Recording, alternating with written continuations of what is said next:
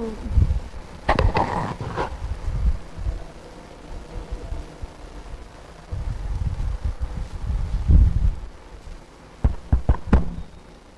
good morning all. We will start today's session. So today we will see few points related to valuation rules and computation of assessable value and duties. So we'll also see the repeated questions in the previous years, and because I have observed that valuation rules and computation of assessable value and duties, that has been asked repeatedly. So we will see about the valuation rules and computation of assessable value, and then after this we will see the valuation of GST as well. So we'll start with the valuation rules. So before that, we are now into the section B, which is related to customs. So initially the Customs Act basic concepts, definition, those are mostly of the meaning, full theoretical. So we will see few of valuation rules, and we will see few the theoretical area as well. So now we will start with the valuation rules. So this is from our study material, chapter 6.3. So this valuation rules, generally it is for how when you are doing any import, so on what value the duty is paid. So we have to see, suppose the invoice raised by your supplier, import supplier, say for $100. So exactly on $100 you will be paying duty, or is there any additional amounts which you need to consider and you have to pay the duty. So this is related to the valuation. That concepts we are going to see in this chapter now. The rate of customs duty leviable on imported or exported goods, either specific or ad valorem basis, that is as a percentage of value of goods, or at times on specific cum ad valorem. In case of ad valorem duty, the valuation may be determined in any of the following manner. So we have to see how the valuation happens on the basis of tariff value. Tariff value means directly the percentage will be you will be knowing the percentage from the customs valuation rules. Like if you are importing any wooden furniture or any laptops, there is a defined duty percentage will be there. Say for example 12% or 20%. So you directly pay as per the tariff value, that we call it as on the basis of tariff value. The other option is on the basis of transaction value. So our chapter mostly on the basis of transaction value. So we are going to see what are the transactions we will be considering for calculation of duty.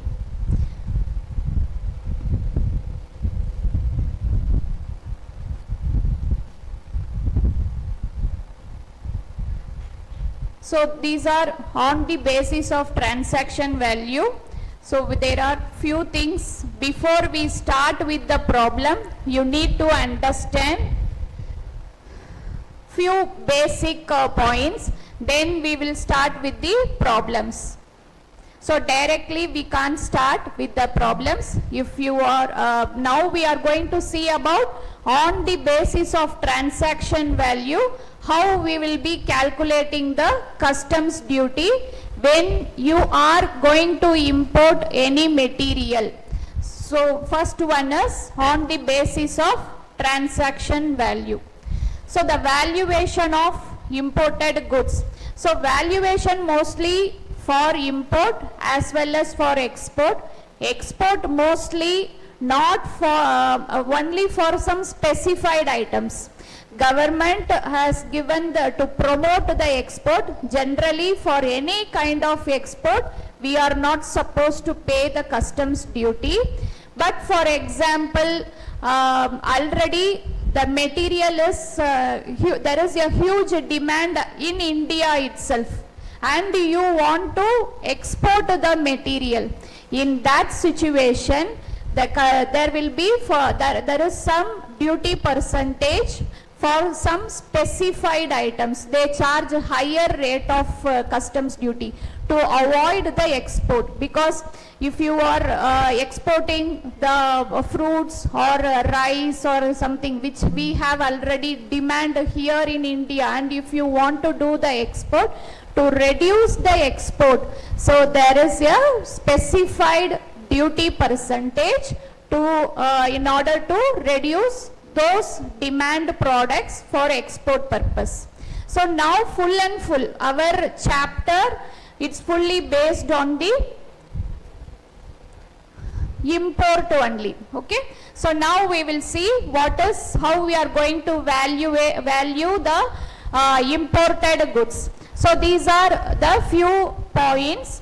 The price actually paid or payable for the goods when sold for export to India for delivery at the time and place of importation, when the buyer and seller of the goods are not related. So they should not be the related persons, and the price the sole consideration for sale.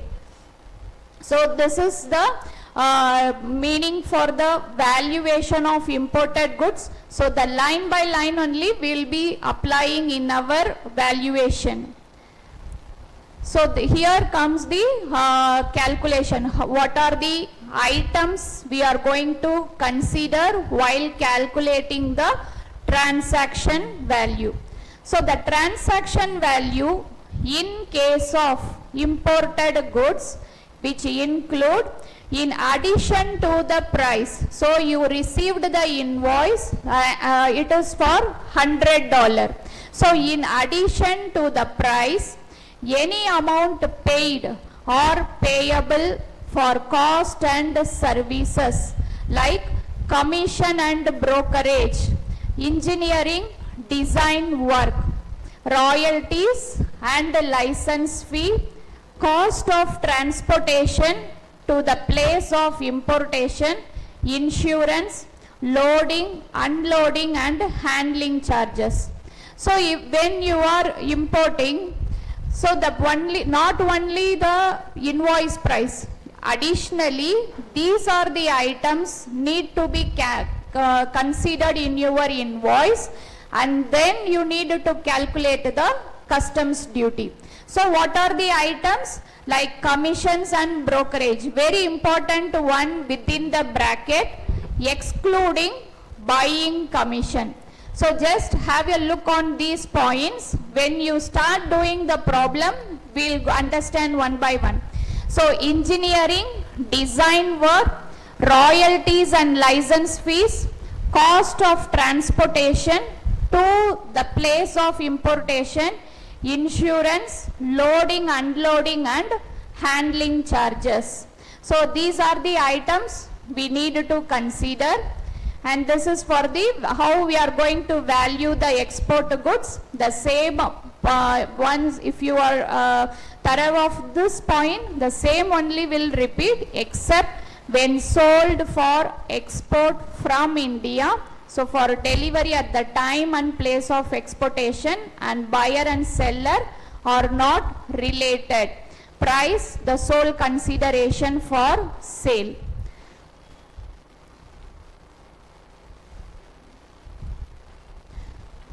So the other important from this tax point, your for the problem where you need to pay more attention, it starts from here. You need to remember this tax point. Next one is rate of exchange. So so when you go for import, your invoice will not be in INR currency. So when you are doing import, your currency will be different. If you are importing from US, it will be in US dollar. If you are importing from London, UK, then it will be in pound, like different currencies it is. If you are importing from Japan, Japanese yen, these are the different currencies. So even in our customs also, the currency rate, exchange rate, there are different exchange rates. So one exchange rate is from the RBI, other exchange rate, if you see, we might have received from the customs. The exchange rates are different. So here we need to understand for calculation of customs, which exchange rate we need to consider. So the rate of exchange, the price shall be calculated with reference to rate of exchange as in force on the date on which bill of entry is presented or shipping bill as the case may be. So we will see what is, so these points which you are finding here, the exchange rate or bill of export or bill of shipping bill, these things are there in our very first chapter, which is customs duties, meaning, definitions. So if I start there, then you feel continuous theory. So when the terms comes, I'll take you to the first chapter and then you can come back to this valuation. So exchange rate means what we have seen in this, for calculation of customs duty, which exchange rate we need to consider, whether customs exchange rate or RBI also there is a different exchange rate is or maintained. So which exchange rate we need to consider. So for that purpose, the bill of entry presented or shipping bill of export as the case may be. Then we'll see few terms like what is bill of entry, what is shipping bill. So bill of entry means the legal document, it is filed by the importers.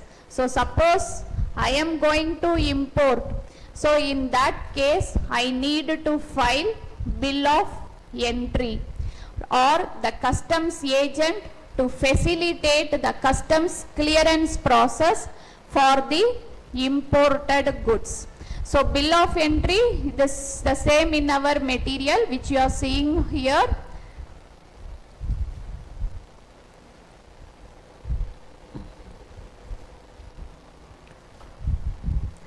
The importer of any goods other than goods intended for transit or transshipment shall make entry by presenting electronically on the customs automated system to the proper officer a bill of entry. So if I am going to import, I am running a company, I have imported the raw materials. So in that situation, I have to file the bill of entry for the clearance from the customs. This document essential for ensuring all applicable taxes and duties are paid and goods comply with importing countries' regulations. So whenever we go for any import, in that case you need to file bill of entry. On the basis of that you have to clear the goods for your consumption.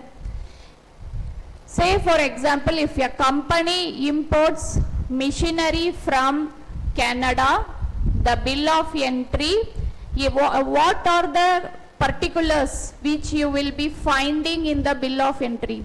So bill of entry means you will get the, now in this particular example, we are importing machine from Canada.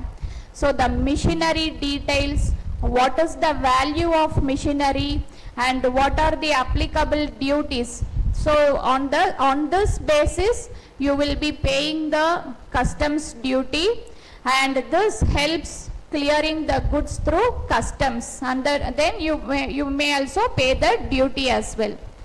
So first one is rate of exchange. The price calculated with reference to rate of exchange in case of import. Very careful here. In case of import, date on which bill of entry is presented. So there will be multiple dates you will be finding in the questions. Like then you will not be able to understand which dates bill of the rate you need to consider. In case of export, date on which shipping bill of export is presented. So now you may find a little difficult. When I take you to the problem, you will find easy there. Then rate of exchange.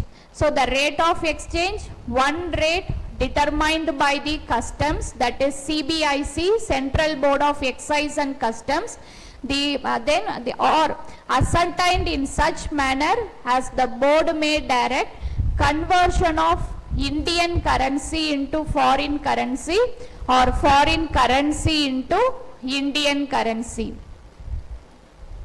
So bill of entry means who files the bill of entry? The importer. If you are purchasing from that is outside India, when you are importing, then you have to file bill of entry. If this is shipping bill, in case of shipping bill, that exporters used to declare the goods to the customs authorities. So when you are exporting, selling goods out of India, that time we need to file shipping bill. Exporters used to declare the goods to the customs authority when exporting from a country like India. It's an official declaration. It also contains details like goods being shipped, their quantity, value and the destination country, to which country you are going to export. So bill of entry and the shipping bill, two different documents. We clearly understand bill of entry when you purchase, where the shipping bill when you export, sale, right?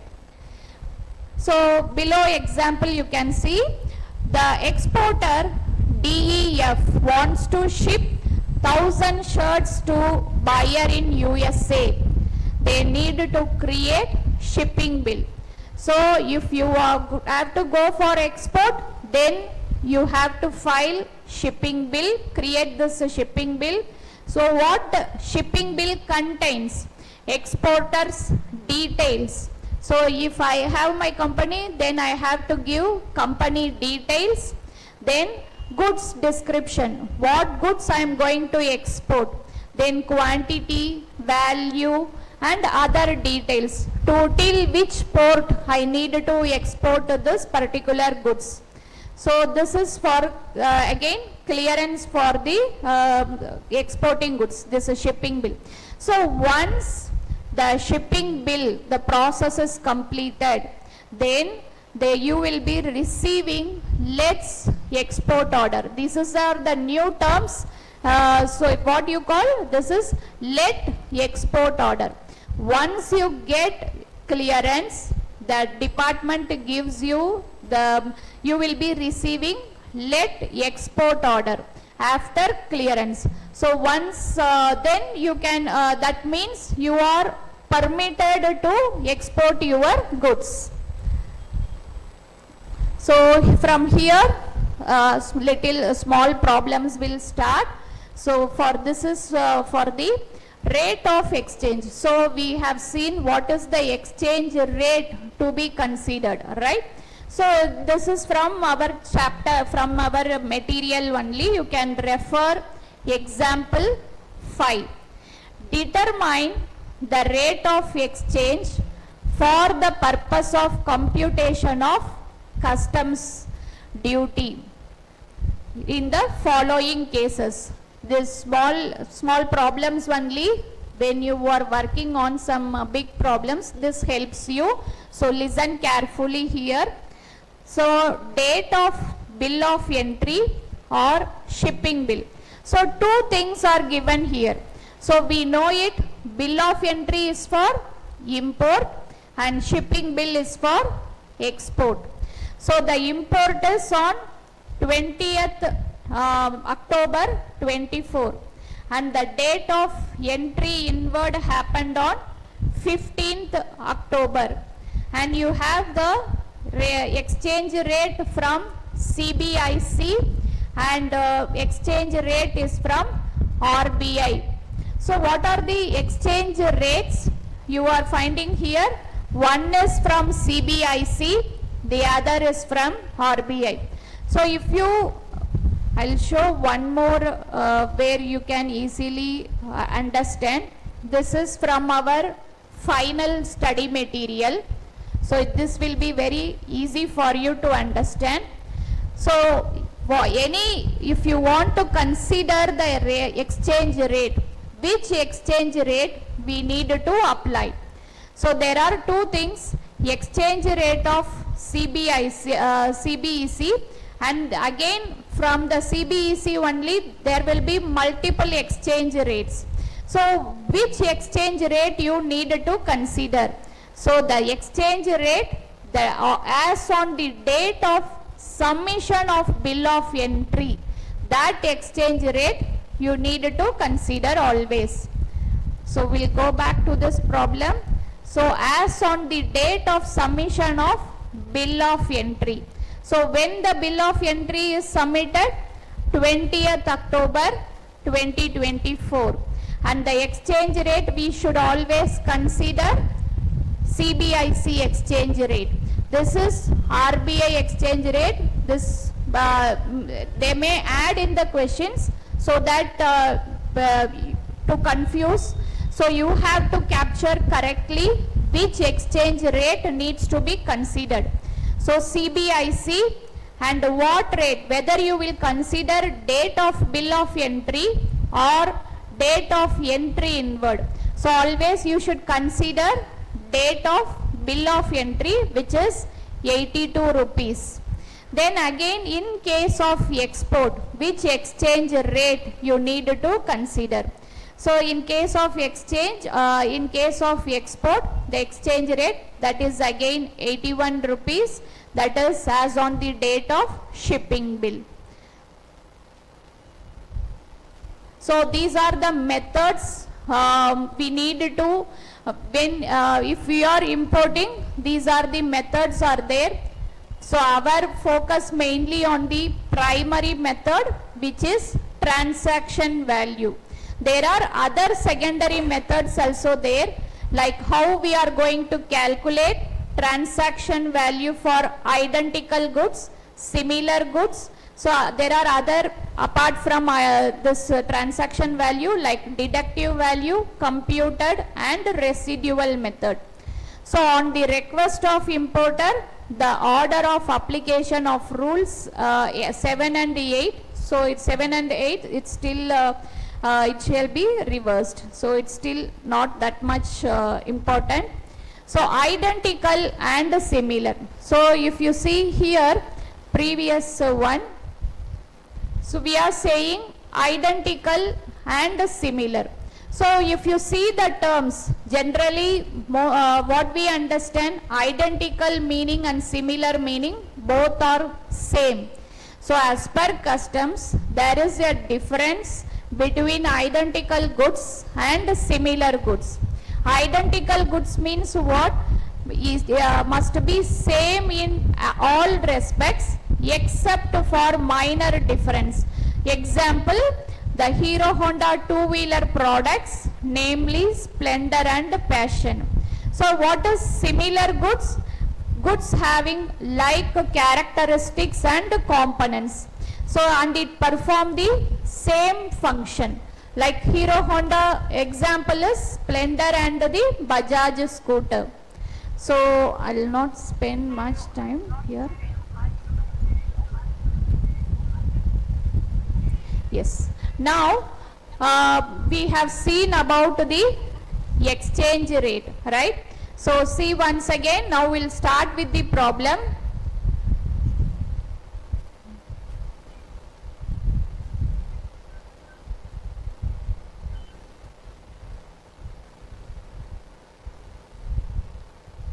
So exchange rate will be rate of duty at the time of submission of bill of entry.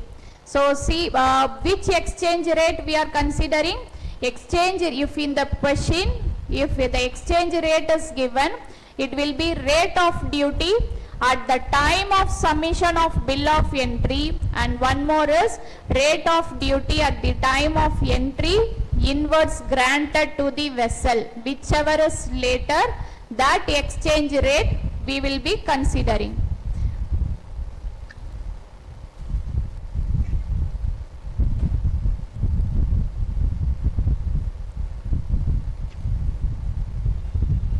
So these are in the rule 3.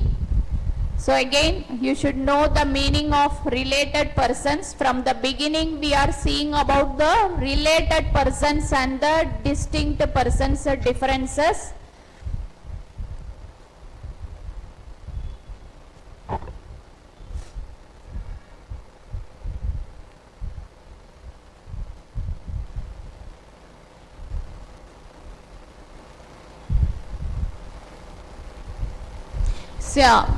So this is the template which we will be following the same in all the problems. So what are the important here that we will discuss now? The value of imported goods shall be the price for delivery at the time and place of importation. So it includes what are the cost we need to consider. Cost of transport, loading, unloading, handling charges associated with the delivery of imported goods to the place of importation, and the cost of insurance. So this, apart from when you receive the invoice for $500, apart from this 500, you need to consider the transport plus insurance. Then there are other items we will see here. The cost of transport, cost of insurance. So just listen one this for cost of transport. If you are not aware what is the transport to be considered, if in the problem it is given, you can directly add the transport. If it is not there, then you need to consider 20%. Then insurance, same. If in the problem it is given, you need to consider the same. If it is not there, then 1.125%. So when the goods are imported by air, so when problems comes, then I will tell you when there is a shipment is through seaport or if it is through air, then how we need to calculate the transport charges. Then we will see the FOB value. FOB is short term, which is free on board. So in FOB, what are the cost to be considered? Cost of production and the profit of manufacturer, freight, then local taxes plus loading charges, export duty and cess.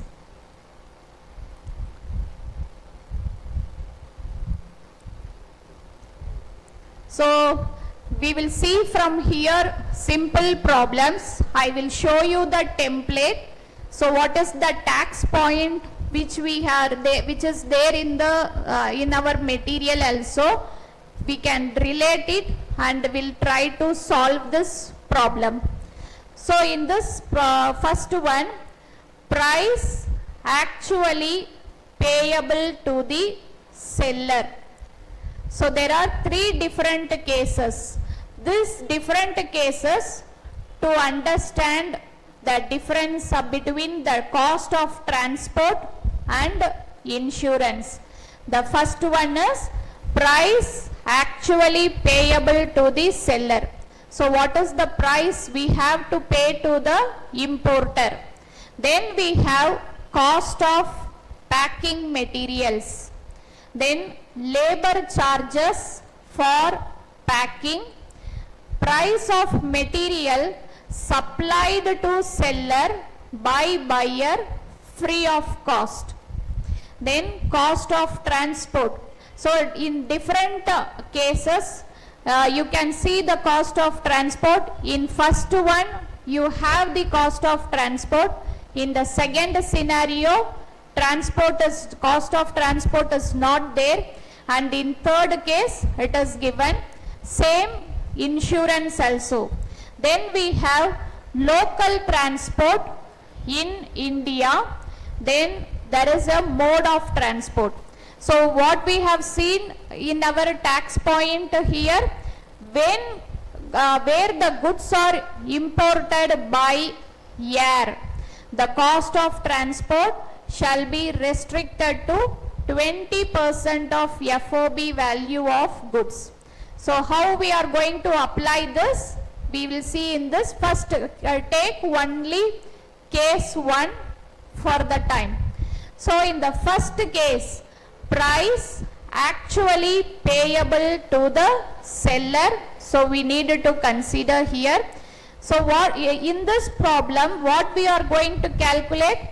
Compute the value of imported goods for customs purpose. So based on this value only, you will be paying the customs duty.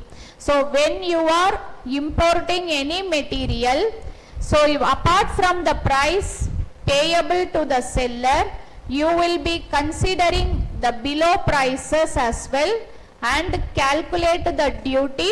Then we pay clear our material from the customs. So these all are already given. Cost of packing materials, labor charges, price of material, cost of transport. In the first scenario, transport cost is already given. And the mode of transport, you have to see whether it is through sea or through air. So in the first case, what? It is through sea. So the cost of transport already given. Insurance.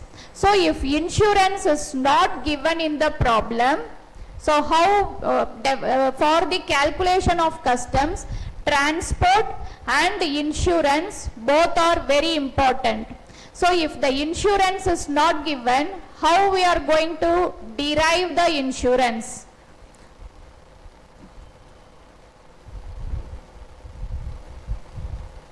So if insurance charges is given in the problem, add to the FOB. So we can add directly to the FOB. If not given, then you need to calculate 1.125% to the FOB. So here, whether insurance is given, they have mentioned it is unascertained. So we will calculate now how we are going to derive the insurance of 1.125%. So the price, if you can see the first scenario here, so the free on board is calculated, that is FOB value, then cost of transport on the and insurance is 1.125%. So the very important again, you can't directly calculate 1.125% not on 10,000. It needs to be calculated on by adding all your packing materials, labor charges, materials supplied to seller by buyer free of cost. How much it comes? 12,200. On that you need to calculate 1.125 percentage. So here it is given directly like 1.125 percentage on FOB add to the FOB. So 1.125 percentage on what value we need to calculate? So FOB, before that this template is important for you. So first one, free on board. Second one, when you add the other cost like commission and brokerage, packing, engineering, these costs, you will get FOB as per customs. So on this value only you need to calculate the insurance percentage. So which is 1.125 percentage FOB as per customs, not directly on this FOB, FOB as per customs. So here this insurance, when we calculate, it should be on what? 12,200 into 1.125 percentage. So you will get this assessable value. What is meant by assessable value?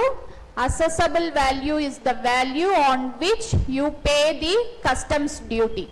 So this how we need to derive the assessable value. Now we will go back to the second scenario here.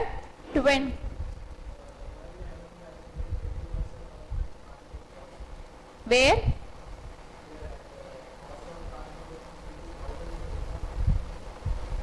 Directly given it is.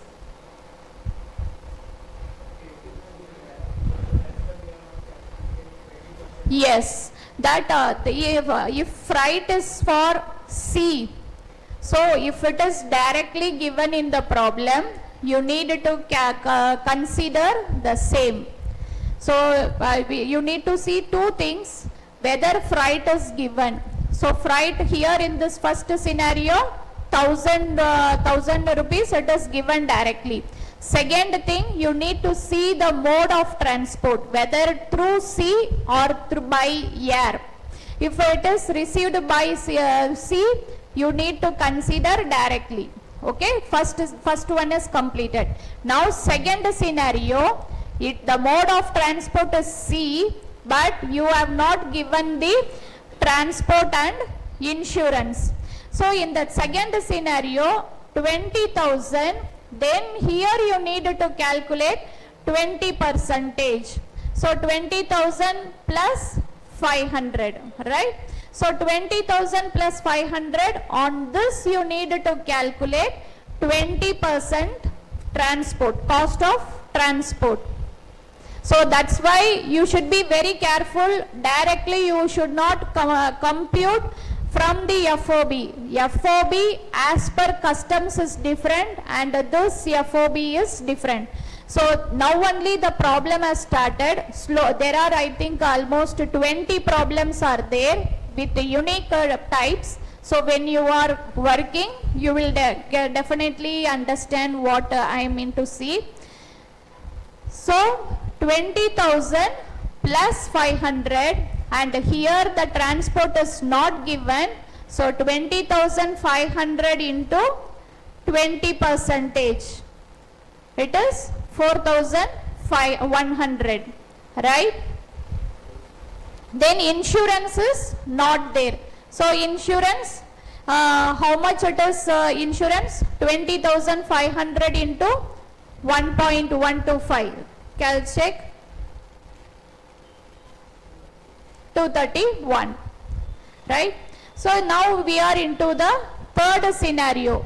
So in the third scenario, it's very different case. The freight is through air mode.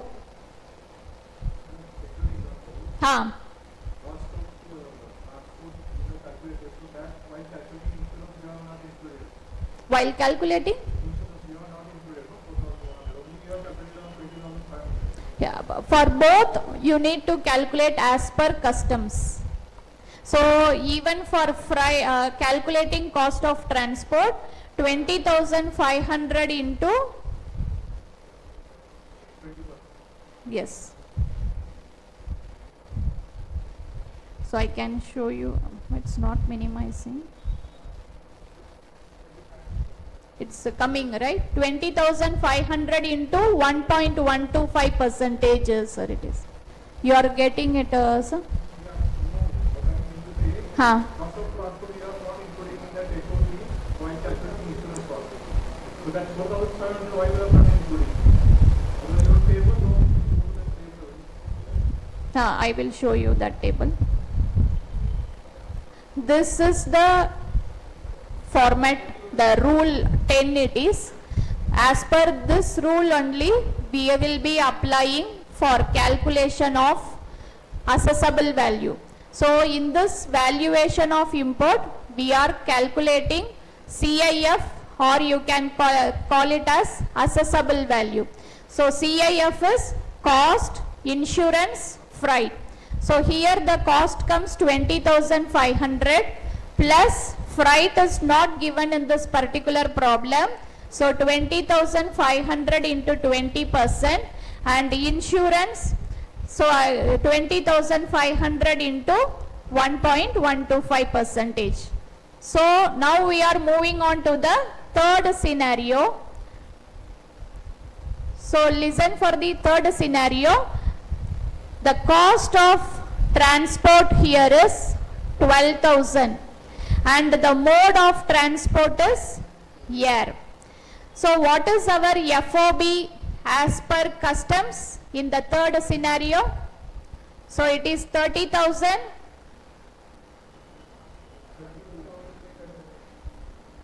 32,800.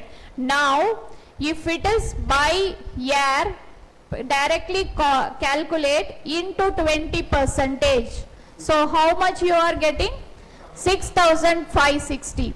Here in the problem it is given 12,000. So if it is by air, 6,560 or 12,000, whichever is less, that transport charges we need to consider.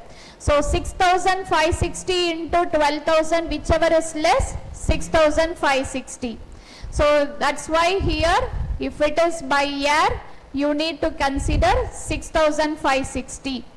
Then insurance 500 directly given in the problem, so you need not want to calculate. So this is for the three different scenarios where you should be clear on seeing directly if the transport charges is given. Please see the mode of transport, whether it is by way of sea or by way of air. Only then you need to, accordingly you need to consider the cost of transport. So then we will go to the next scenario.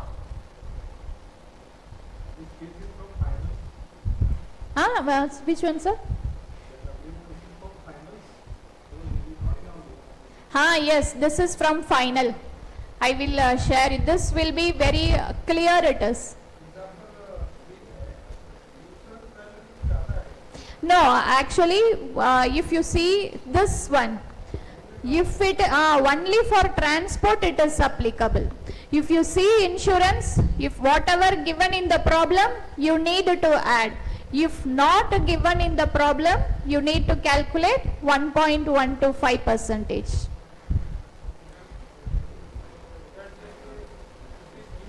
So directly we are considering this 500 here, right? So those who are in online, please let me know if anything is not clear in this particular case, because this is the base for our other problems also. So you need, if any doubt, which one?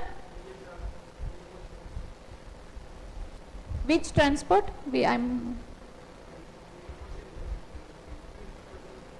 Question? This one. Local transport in India, we will not consider. because majorly whatever pre-shipment that is from the before clearance, from the before the customs clearance, whatever charges are there, that charges only we consider for assessable value. This local transport in India means, say for example, I have cleared my goods which is lying in Mumbai port. Now I want to bring that material to Pimpri.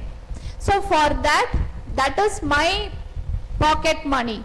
So that is nothing to do with your customs duty. That's why here you are not considering the local transport in India for the calculation of assessable value.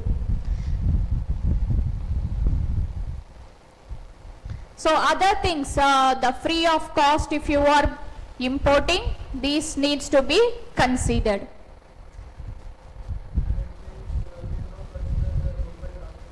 No, we will not consider. In case of air means port.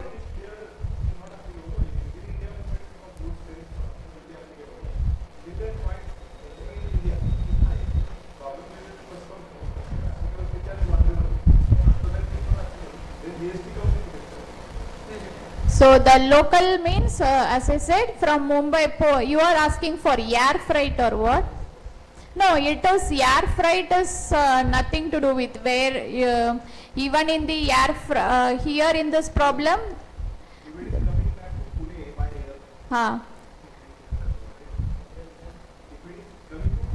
This local till Pune from say for example. From your DHL or Blue Dot, mostly that only will help you, right? So from there DHL to this DHL point only that you will be considering. So from that office to here, that will be separately charged, which you will not be considered in the calculation of assessable value.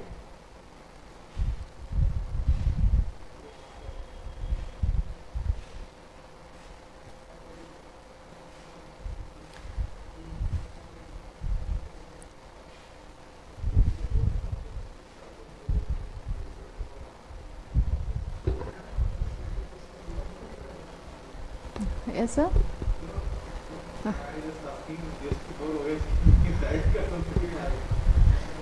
No, after this valuation, but the time of value you are okay, right?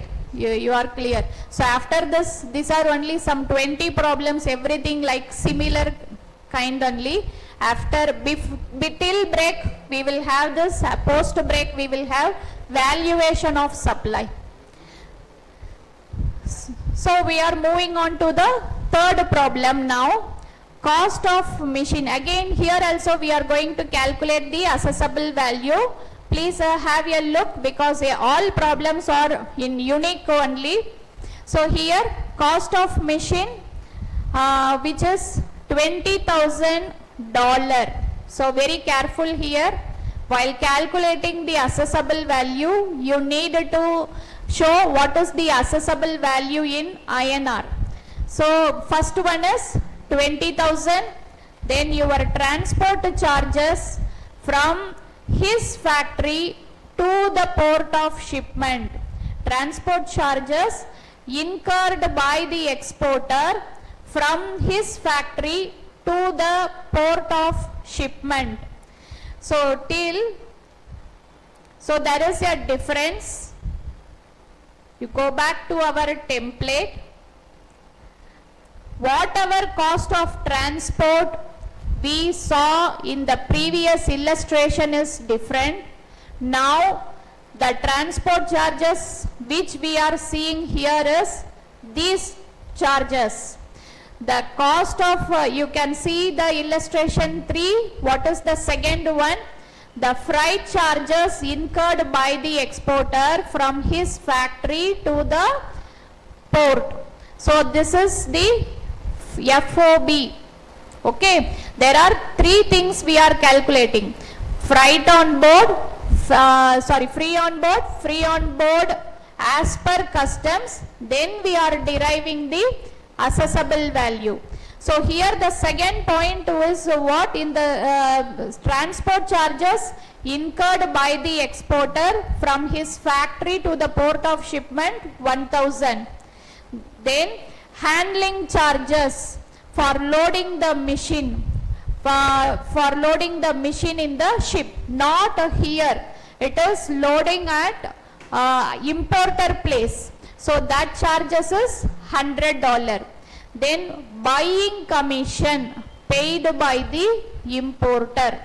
So this point, what we have seen in our tax point, any kind of commission or brokerage you can consider excluding buying commission.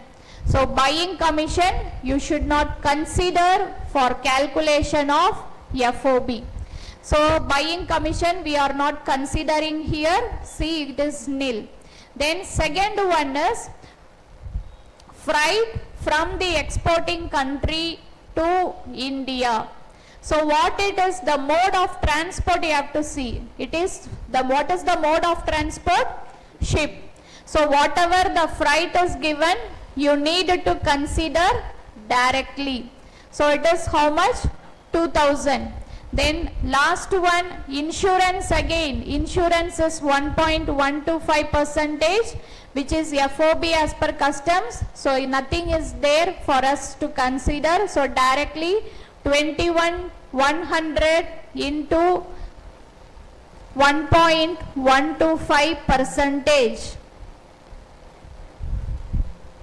You have calculated matching. So assessable value. So here what is the exchange rate given? Exchange rate is 85.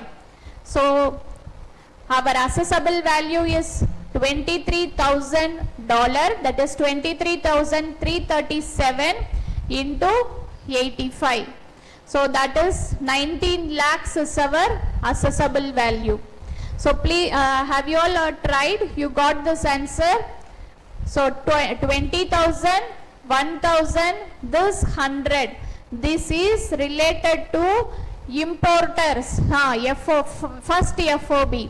So second thing is FOB as per customs we calculate. Since there is no transactions, here it is only buying commission. If it is not buying commission, if it is simply commission is given, then you will be considering that value, then you will derive FOB as per customs. Then once you derive your FOB as per customs, you calculate the cost of transport and insurance. Then you will be deriving the assessable value. This is the 3 steps. It is same only in all our problems. What you need to focus is what is the mode of transport, and whether the transport is given, insurance is given, and what cost need to be considered, and what are the, like in the illustration 2, the local transport. Local transport means till the shipment only we will be considering for our duty purpose. Apart from that, we will not consider for duty calculation.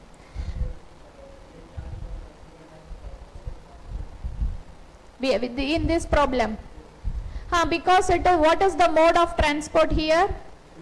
So ship, if it is by ship, whatever given in the problem, that transport charges you need to consider.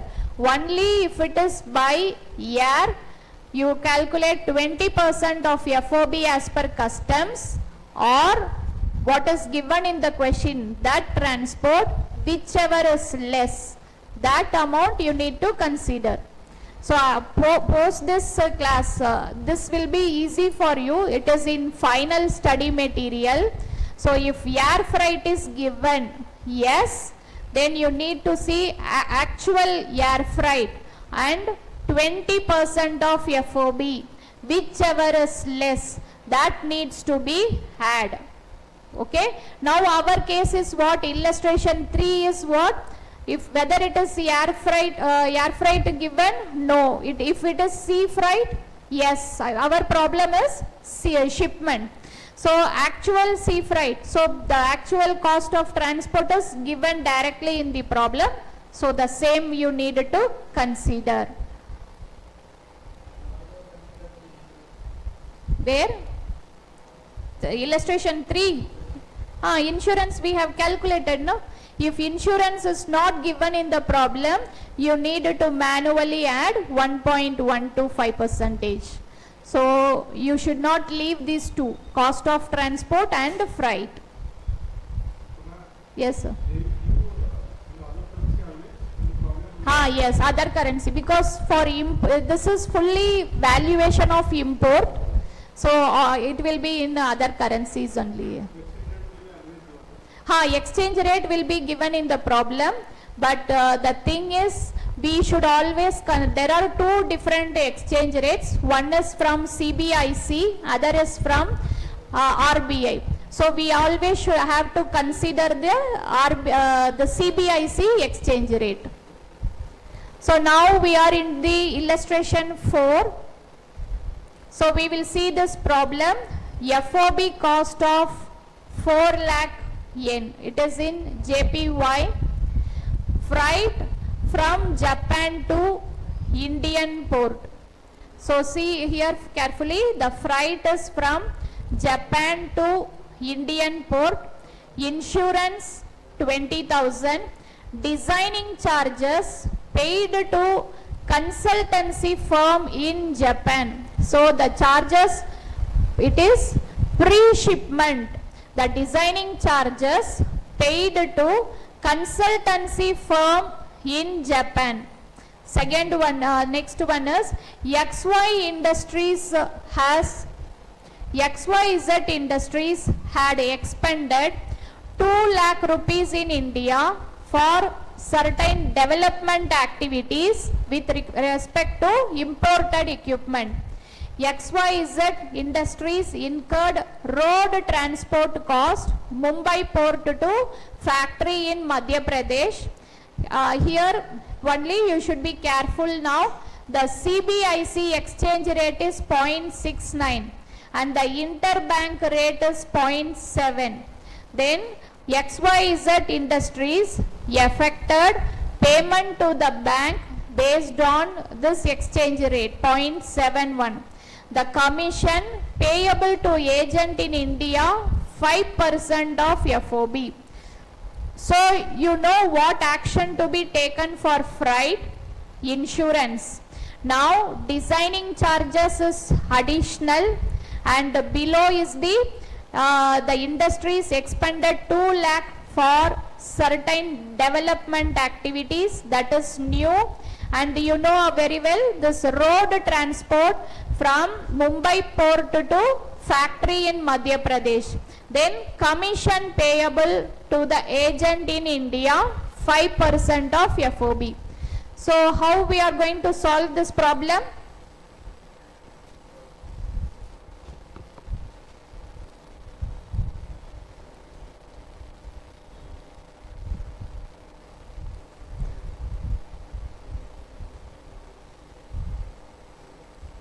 So we'll do this problem now. You can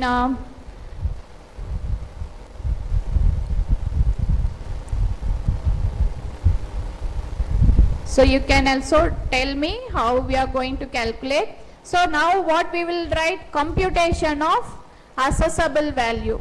Okay, this problem like how you are writing trading and profit and loss account for the year ended.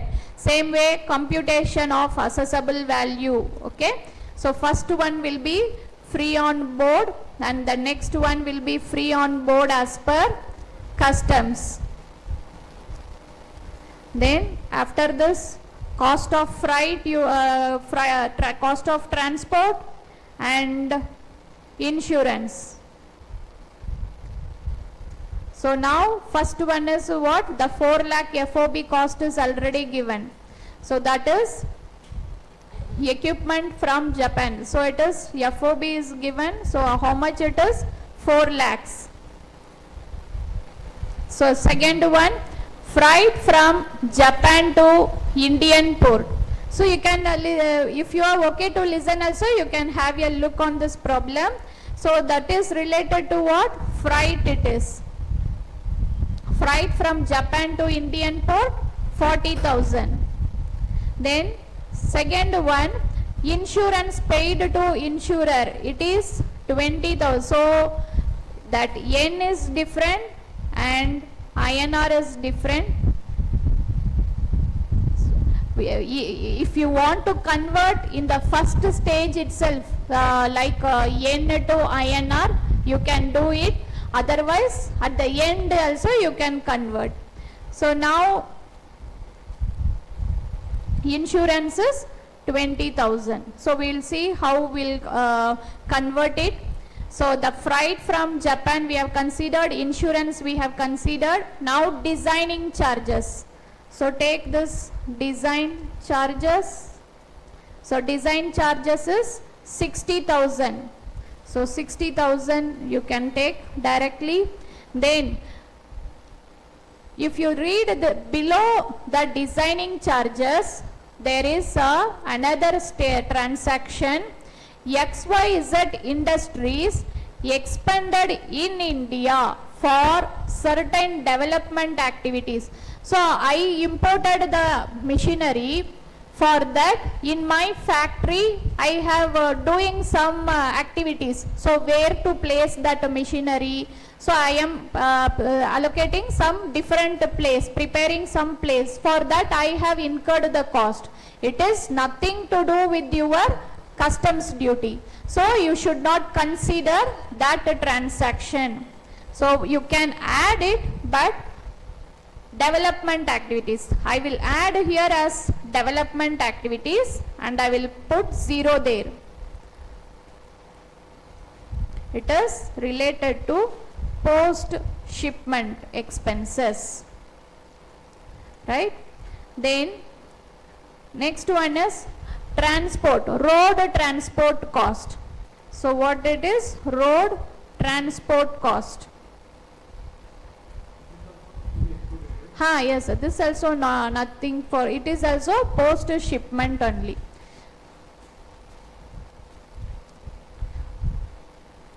So then CBIC exchange rate, which is 0.69. So we have to consider 0.69. Then second thing, the XYZ nothing to do. So we have already considered what exchange rate need to use. Last one, the commission payable to the agent in India was 5% of FOB cost of equipment. So this commission is not buying commission, it is the commission we paid to the agent on my behalf who supports in clearance of the import. So this commission you need to consider. So how much we are paying to that commission? 5% of FOB. So it is 5% of FOB and not on FOB as per customs. So how much it is? 4 lakh into 5%.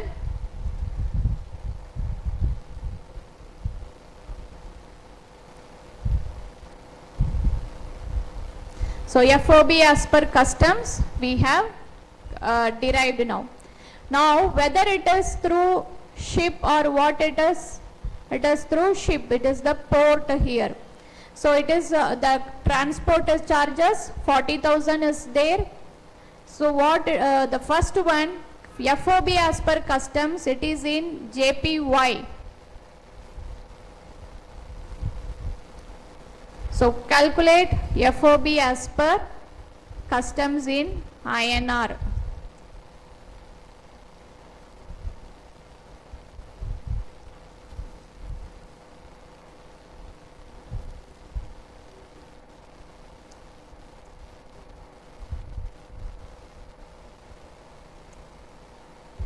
So INR it is 3,31,000. Then transport again 40,000. It is also in JPY. So 40,000 into 0.69. So it is 27,600. And insurance they have given in INR only directly, which is 20,000. So how much is our assessable value?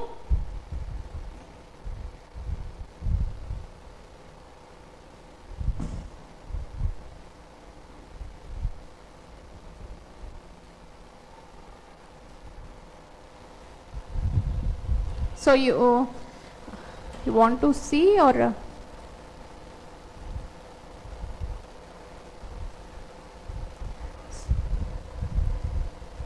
so if you are not clear, those who are in call also, you can ping me on chat, because I may not able to hear. So please ping me if not clear.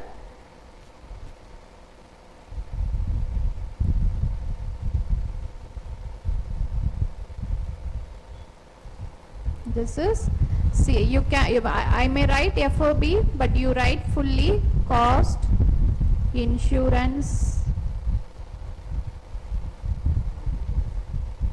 freight, within bracket, assessable value.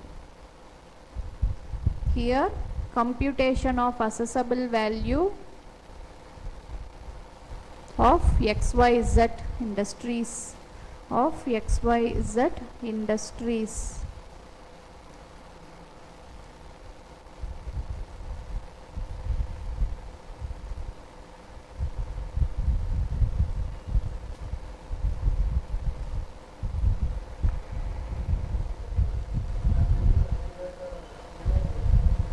CBIC, yes, you need always need to consider CBIC rate. No, that is coming in next chapter, computation of duties on assessable value. And till the time you calculate 7.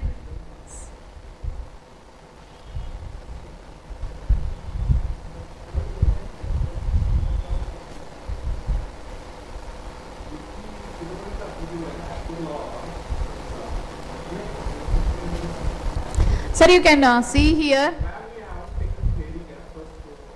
because if I start with the theory, no sir, then so that's why when you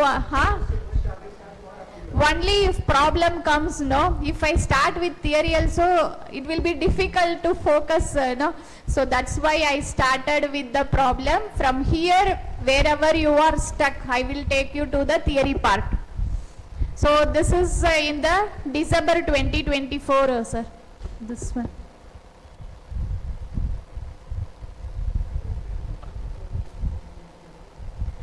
So this is inter December 2024 question.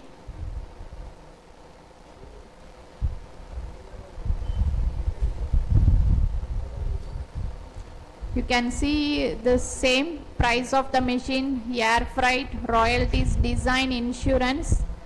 So bill of entry, arrival, social welfare, IGST 12%. Here we need to calculate what is the total customs duty and integrated tax payable. So it has come for 7. So that's why I want to make this. So you got it, or whether it is matching? So you tell me where you are stuck.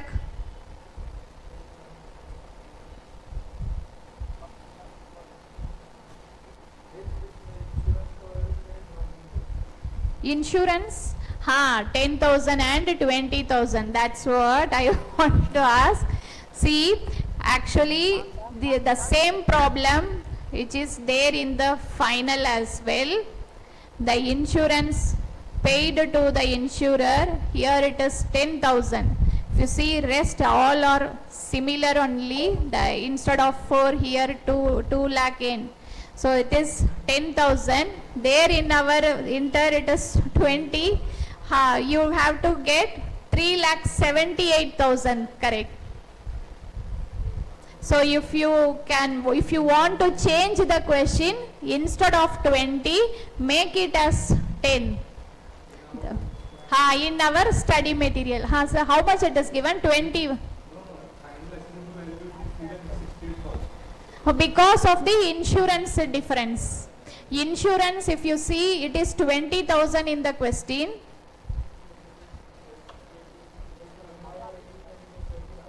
Right, it is 20,000 INR, but in the solution they have considered 10,000.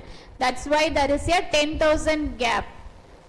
So, but if you see the similar problem in the final, only there is a small variation in the amount. The insurance is 10,000. Maybe because of this, either we need to change it to 10,000 or you make it as 3,78,800.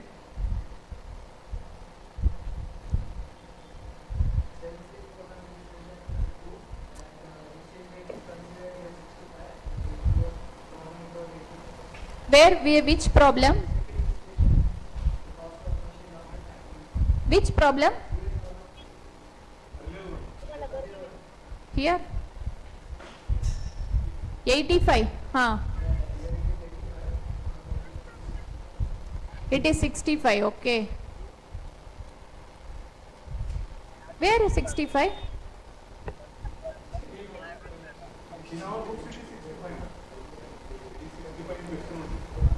Okay, yeah, here itself, the question itself is 85, right, okay. And here it is 85.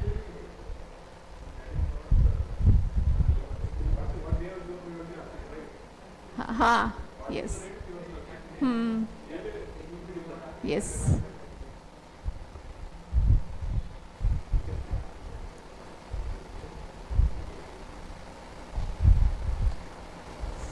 See, on the same question itself, there is additional point. If the information regarding freight and insurance not available. So, if the freight and insurance is not available, how we are going to solve that problem?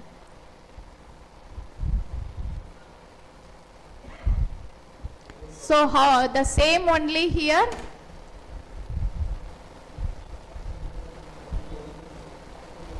The same problem, the insurance and freight is not given, so directly this into 20% and this one into 1.125 percentage.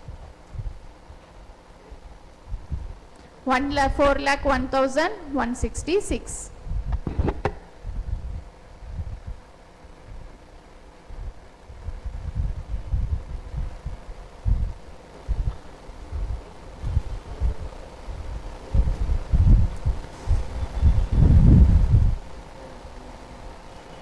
Got it?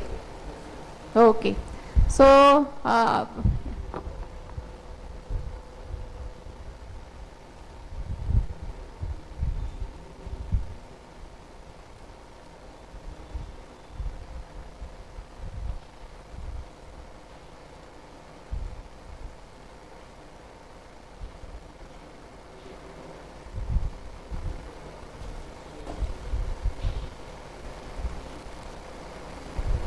this is from final.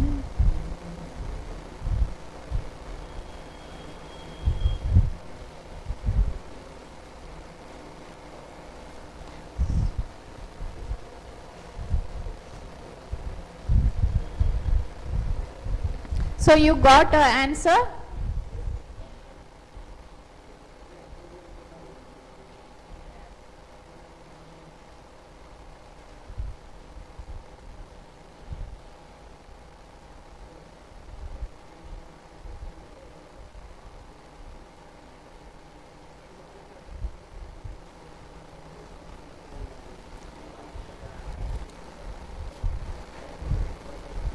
So now we will move on to the next one.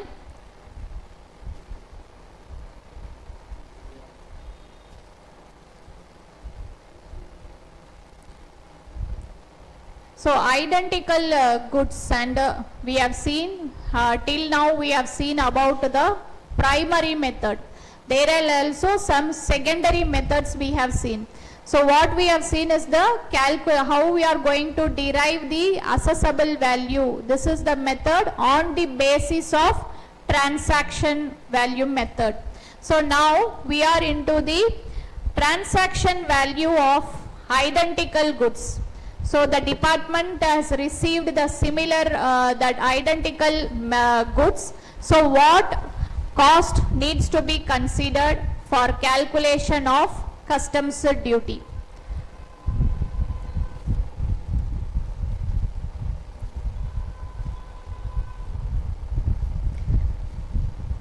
So we will see this particular example here, if it is related to the identical goods. So there is no illustration, only theory in our material. This similar example, it is from final. So we'll explain what is for the identical method.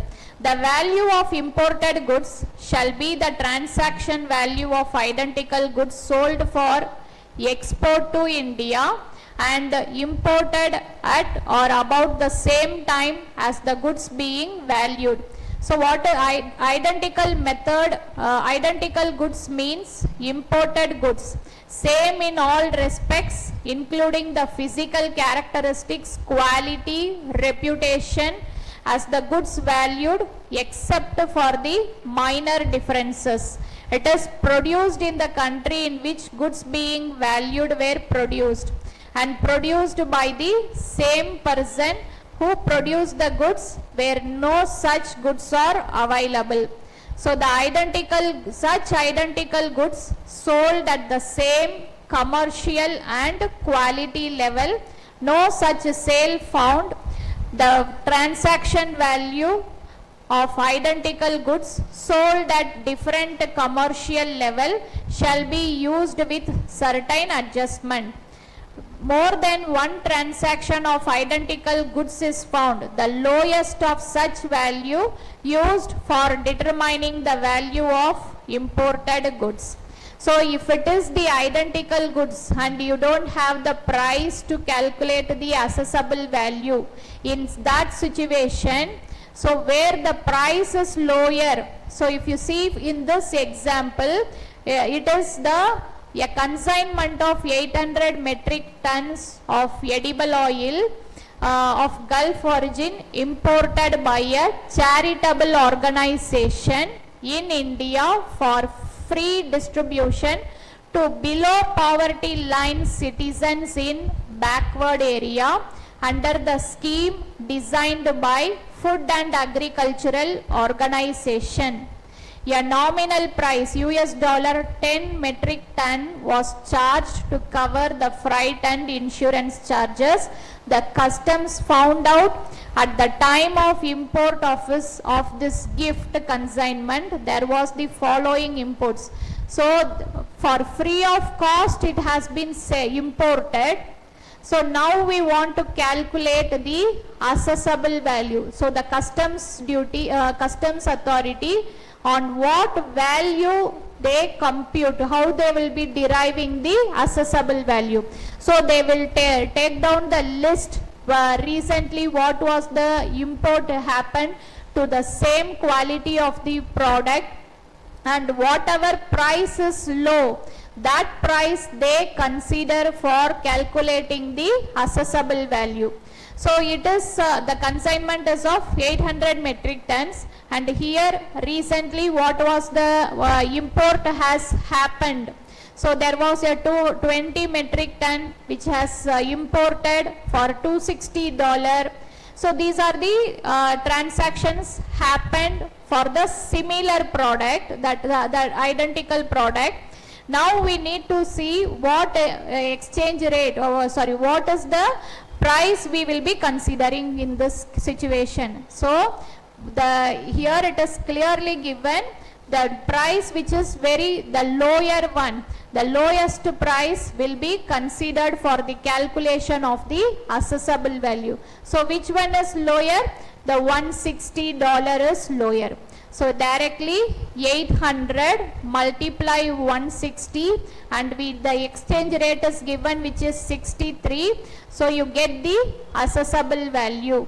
On that the basic customs duty given in the question 15%. So once you calculate the basic customs duty, whether cess is given or not, directly you need to compute 10% on basic customs duty, which is 12,09,000 into 10 percentage. This just for understanding only. So how, if that, how you will compute the assessable value if there is an identical goods are there. So how we are going to calculate the price, the lowest of the price, that value you need to consider for calculation of assessable value. Here the lowest price is 160. So how much, what is the ton we are importing? 800. So 800 into 160, dollar exchange rate is 63. So the basic customs duty 15%, and anyway this 15% and 10% that we will be seeing in the next one, assessable computation of assessable value. So the next are related to similar goods. Yes. The other one, very important one, is the deductive value method. So the deductive value method, it is comes under our secondary method. So what is meant by deductive value method? Goods being valued or identical or similar imported goods which are sold in India or about the time of determination of value, then value of imported goods based on the unit price at which such goods are sold in the greatest aggregate quantity to the unrelated person. The commission usually paid or payable or additions made for profit and general expenses, the cost of transport and insurance we have, and the customs duty and the other taxes payable. So we'll see how, if the question comes for the deductive value method. So we have the same illustration in our material as well. So the notes are given. So first you understand this notes, then we will go back to this solving this problem. So this is as per deductive value method. So the goods are not sold or at about the same time of importation of goods being valued. The value of imported goods based on the unit price on which imported goods or identical or similar imported goods are sold in India before the expiry of 90 days after such importation. So please see the number of days because which is required for our working. The other one is such goods sold in India after further processing, then value shall be based on the unit price at which imported goods after processing are sold in the greatest aggregate quantity to the unrelated person. So we'll see this, then we'll go back and read again the provision. The following are the sales. Directly the question they have mentioned, you need to apply deductive method. Following are the sale details of product X. How much we are importing? 12,000 units from Japan. And you are required to compute the assessable value. So now how much units we are importing? 12,000 units, and it is in different prices. So one we have received in 100, other in 98. Why there is a difference? Suppose if I import 100 quantity, they may give me charge the price per unit, say $10. If I purchase 10,000 quantities, the rate may differ. So when you are going for bulk purchase, the rate will be different, and when you go for purchasing in a small quantity, the rate will be different. So here in this deductive value method, we will be computing how we are going to derive the assessable value. So the quantity which are given already and the price per unit also it is there. So the price per unit are different. One when we are importing 1000, it is 100 rupees. So how we are going to derive the price per unit? The first step will be for 100 rupees when you were importing at the price 100, what is the number of units? So when you imported for 98 rupees, what is the number of units? And when we import 101 rupees, that time what is the number of units? So you need to calculate the price based on the rate per unit. You need to see the number of quantities. So once you derive the quantities, so which is the greatest aggregate quantity here? 4000 units. So 4000, against that 4000, what is the rate? 98 rupees. So the 12,000, how we are, there is a calculation method is also there for this deductive value. This is the unique problem. Even in final I am not sure, but only in this inter we have. So how we are going to calculate directly whether 12,000 into 98, it is a different case. So please listen here. The assessable value plus customs duty, which is this formula you need to remember. The unit sale price as computed less what is the expenditure incurred in India. So what is the unit sale price here? We have concluded the greatest aggregate quantity unit is 98. So 98 minus what is the expenditure against that we incurred, which is 18 rupees. So the rate is now 80. So what is our method for the deductive value? The assessable value plus customs duty. So it is 125% into 80. So please see how, I think yes. So how you are doing in the regular max, same way only you need to calculate.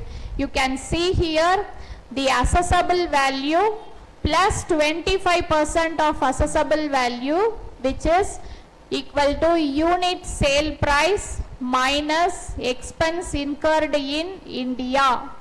So the assessable value we are considering it as 100% plus 25% of assessable value, which is equal to 80 rupees.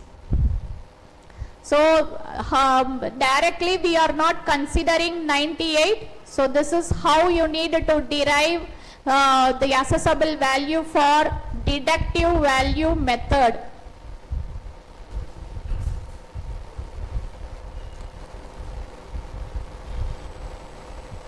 So you got it or still not clear? So this is the only formula in this transaction, this deductive value method for computing the assessable value. This is the unique problem you have. Yes, sir. No, it is that is I given here mentioned, sir, 800 divided by 125 percentage. So if you divide 800 by 125 percentage, how much you get?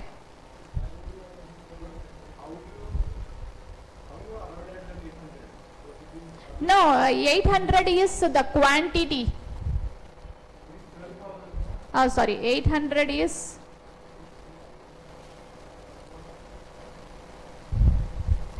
80 into how I have derived? So I think it is 80 by 125 percentage. 80 by 125 percentage it is, not 800. Sorry, I'll correct it. 64, yes. So this formula, please remember, the assessable value plus, here in the question it is given 25% of duty. Duty is charged 25%. So assessable value plus 25%, which is equal to unit sale price. Unit sale price we have already derived it, which is 98.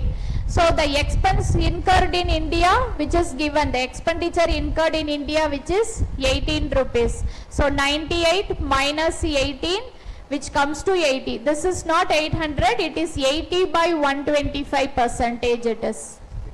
Yes sir, I'll correct it. So the 64 is the assessable value. This is how you need to apply for deductive value method.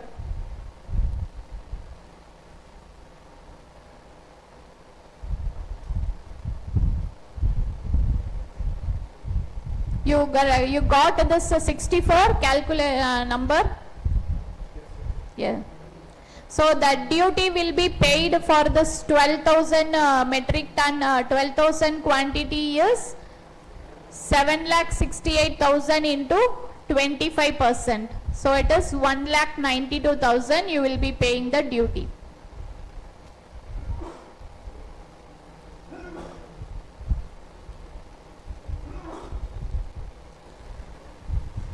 So we have seen about the value, how to compute the assessable value.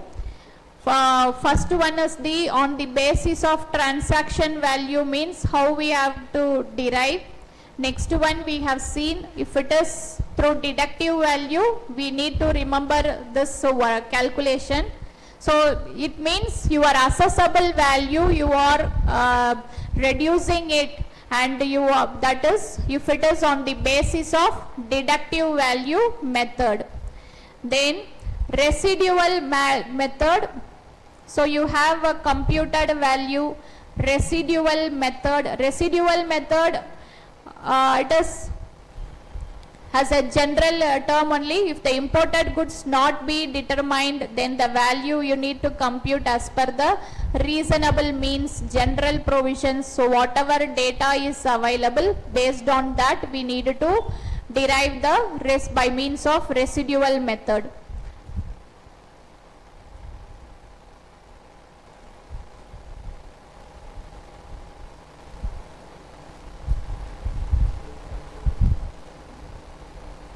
What's a break? Sir, if I speak a few minutes only, you feel bored, then think if I start with all these rules. But definitely those rules also we will have a look quickly in the next class. Maybe now we will, I will stop till here, then after that we'll go for a break.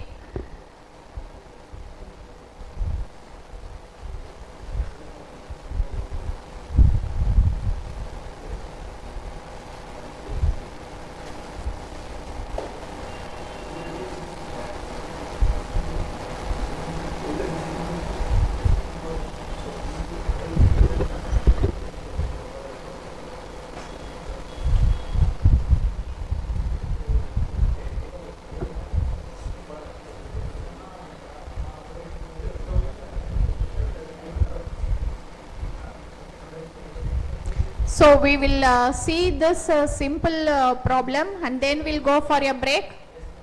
We will see this problem.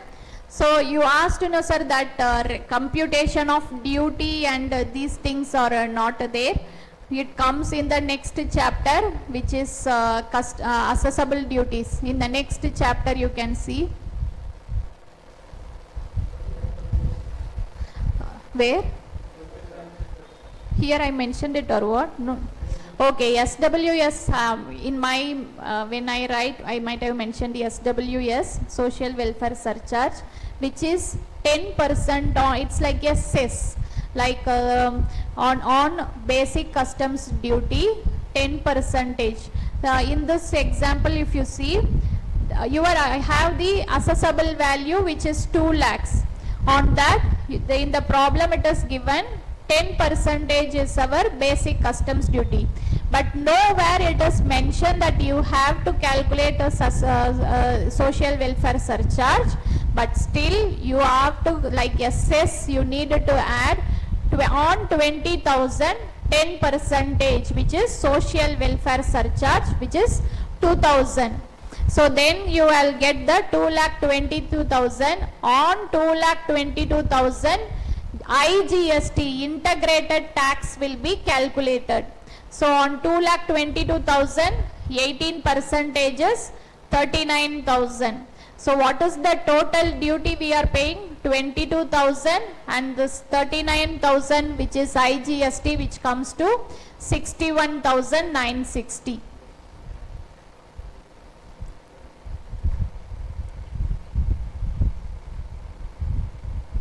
So actually it is very simple only. So after break we will see few problems. So but tell me whether you are able to follow, or you find still any additionally you want to see problems or theoretical, please let me know. So I will add it.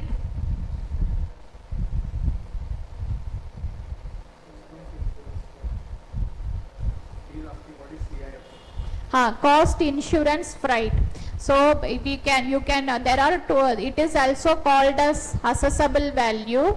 So when you are importing any material, the assessable value means it includes the cost, means your FOB, and freight and insurances, what we are calculating, the 20% and 1.125%. So when you start working also, you will find that scenarios on the basis of assessable value only the customs duty will get calculated. Assessable value means the CIF value.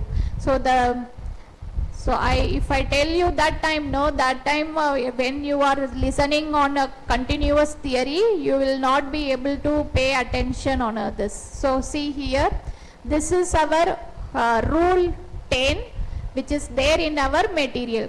So when you are calculating the assessable value, you need to remember 3 steps here.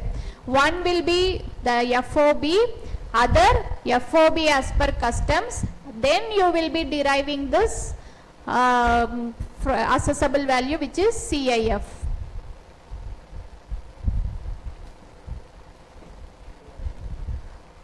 So are you started with any previous year question paper revisions and all? Not yet, okay. So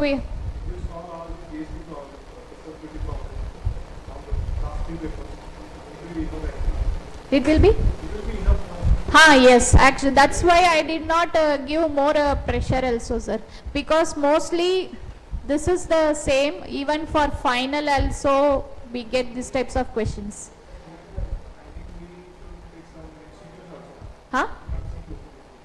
MCQ.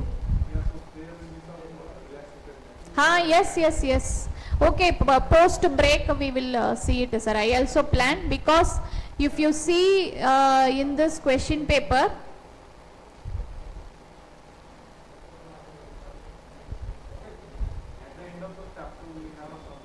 MCQs are there, even from question paper also I will take it. What page number is, sir, ours?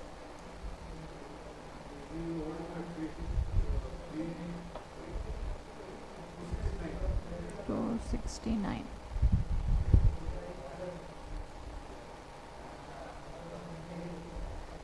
Because even in MCQ at the back also I have seen, because there are a lot of theories are there.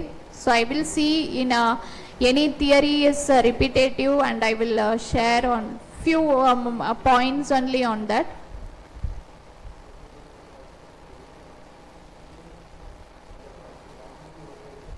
So you can have a look on this MCQ. There is only 5 MCQ questions are there, where the insurance amount is not available for ascertaining the assessable value. The percentage of FOB can be taken as onwards.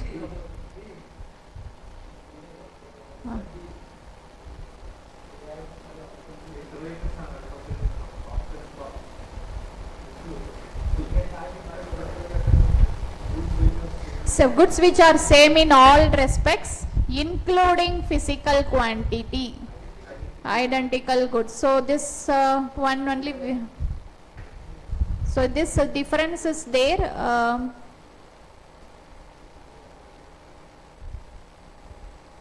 I think I missed it or what.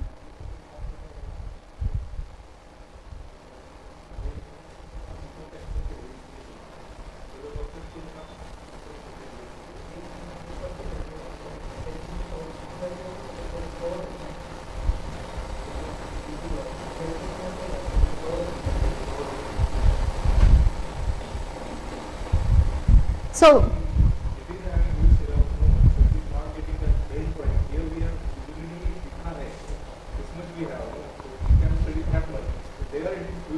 where income na, that's why I'm saying sir, if you just spend a daily half an hour is also will help you on this.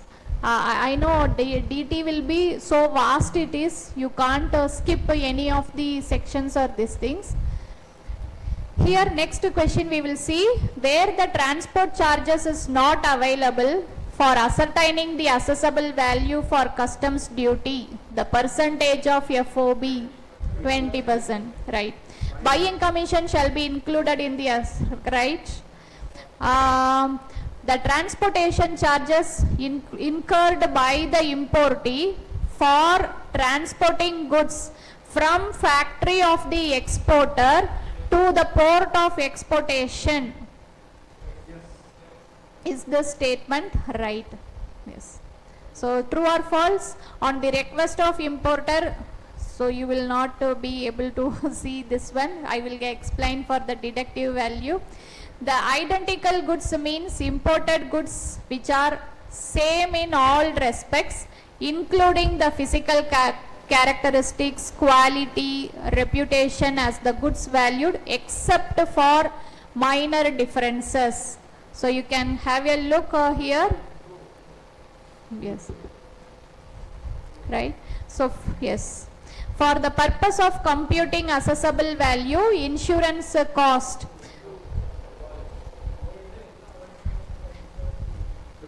will, no, it is shall always be taken for the purpose of computing assessable value.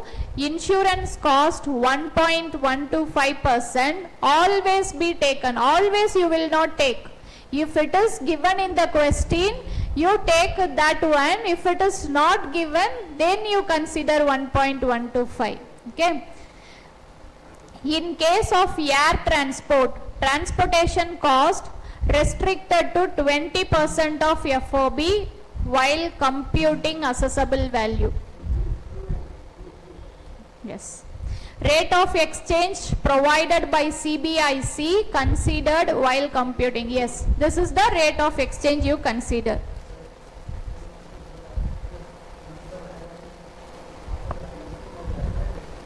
See, even in the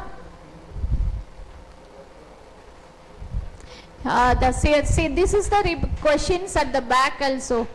So buying commission not included. For the purpose of customs exchange rate, CBIC rate.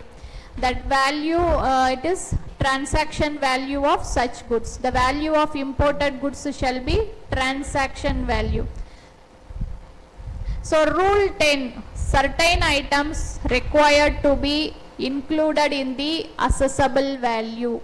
So rule 10, the template, what I have shown that free on board as per customs. So before, in between free on board and free on board as per customs, you have some that you need to mention here. Yes, the designing charges and these, correct. Then freight charges. Yeah, inclusion of freight charges in the assessable value, write a note. So the, you know it, freight charges means if it is C, mode of transport, you need to divide what is the mode of transport. If it is C, so directly given, or if it is not given, 20%. Freight means it is restricted to that 20%, or if it is given in the question, whichever is less, that you will be taking in the question. Then what is identical goods and what is similar goods?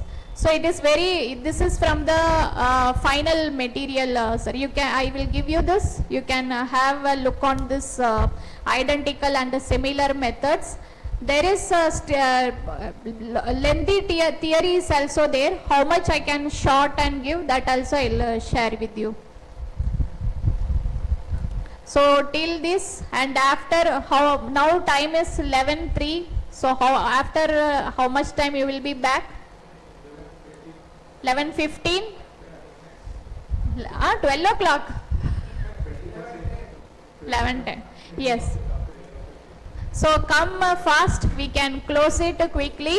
After this one, some 5 illustrations are there for calculation of customs duty.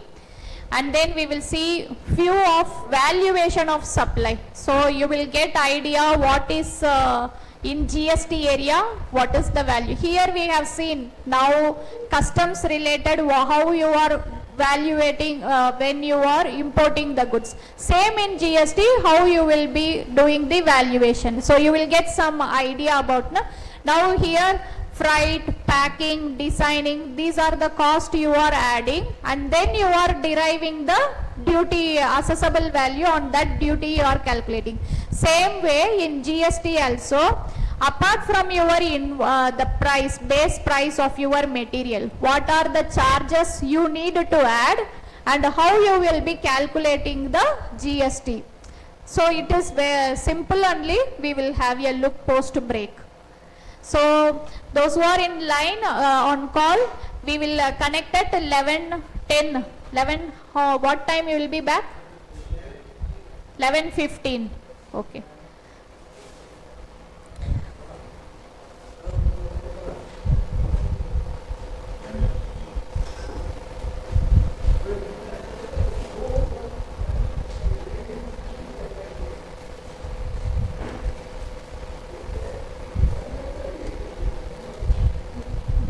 Let me do any doubt.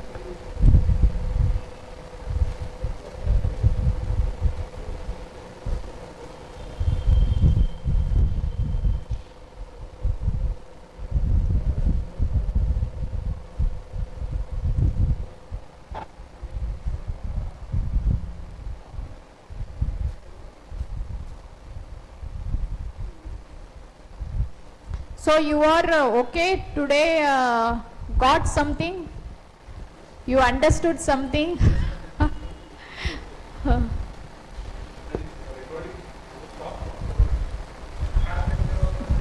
So I have to stop, sir. I don't know how to do that.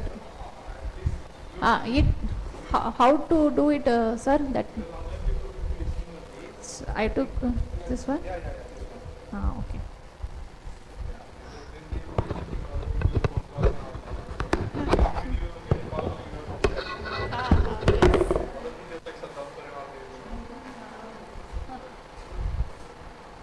Suppose if you are not clear on anything, no sir, please let me know. Sometimes it is like very high and people don't understand because English, a lot of people use English mixed. You need to slow down. Slow, no? Convey a lot of things in that 3-4 hours, but sometimes it is very high speed, so they will Okay. not, yeah. So Speed I need to reduce. you can pour whatever the step is there, but you slow down in your Okay. Because if I start, words bouncing, so those people get monotonous and all of this. They're not able to catch what is going on. so I didn't see him long time, so facing the same issue or what?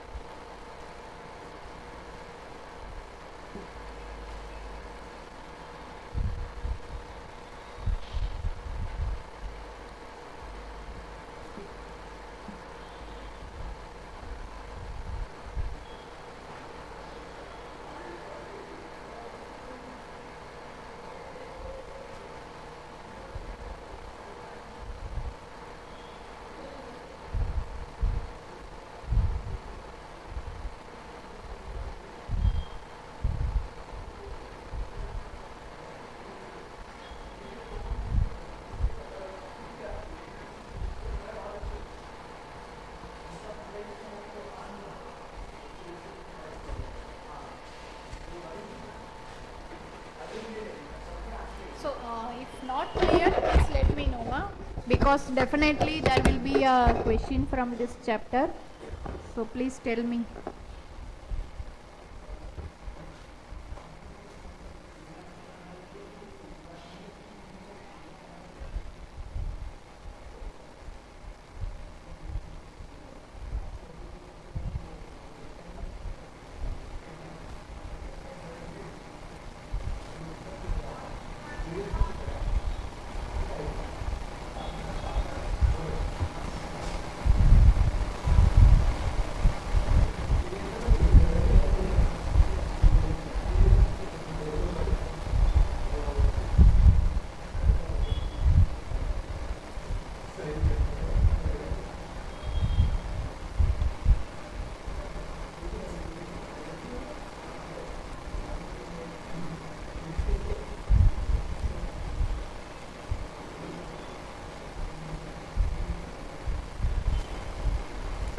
So today that unique problem which we have seen is the deductive value method.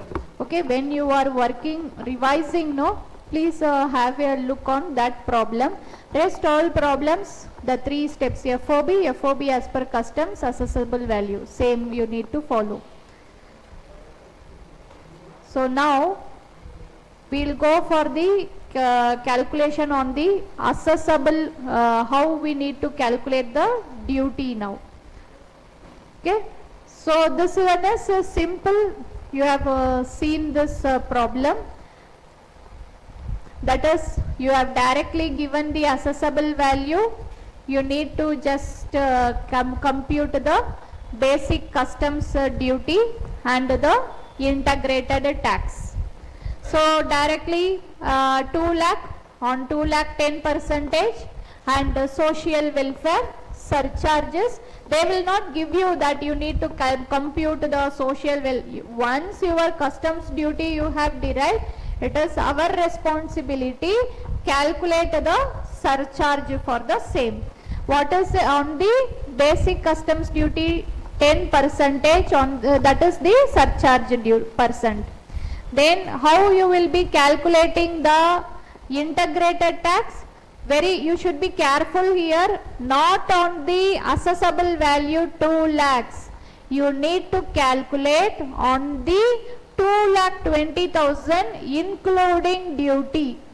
IGST, which is integrated tax, not on 2 lakhs directly on the assessable value, including the duty amount. On that amount you need to derive the IGST. Okay, so now total customs duty and integrated tax payable you need to calculate. So this is you need to see understand which rate, exchange rate you need you have to consider this illustration.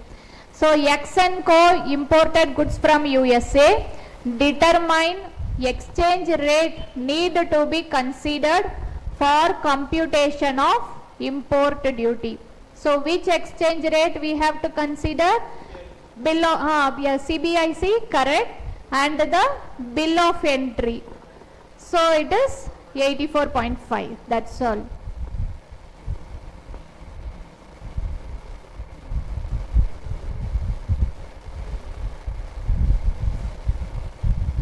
Yes, we will solve these 4-5 problems quickly. Then we have to jump to valuation, GST valuation.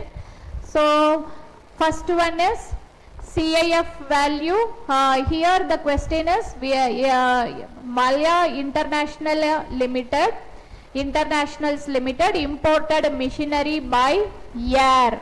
So air means you need to focus on the freight. Okay. So next one is bill of entry presented on 20th Jan. So that you need to focus. Then second one, however, entry inward granted on 25th of January.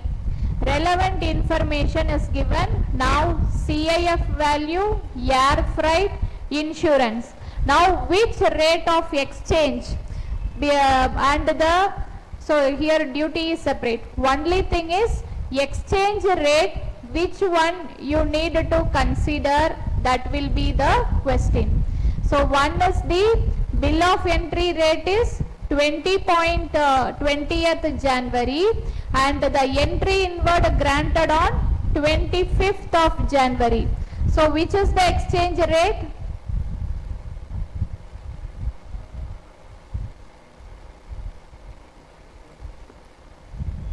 Tell me which exchange rate we need to consider here.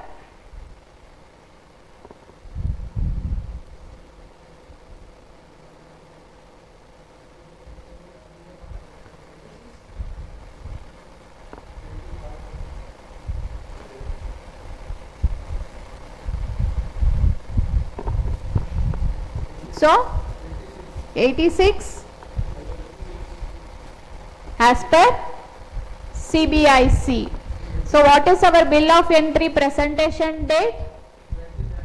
So very good. So 20th January, which is 86. So now we'll start with this problem. CIF 5500, air freight. Tell me how much will be the air freight you consider in this problem? How 1100? Okay, very good. And the air freight paid is 1250. So whichever less is 1100. Perfect. So insurance charges 100. So directly you need to consider. That's all. So once you derive the assessable value, 6000 assessable value.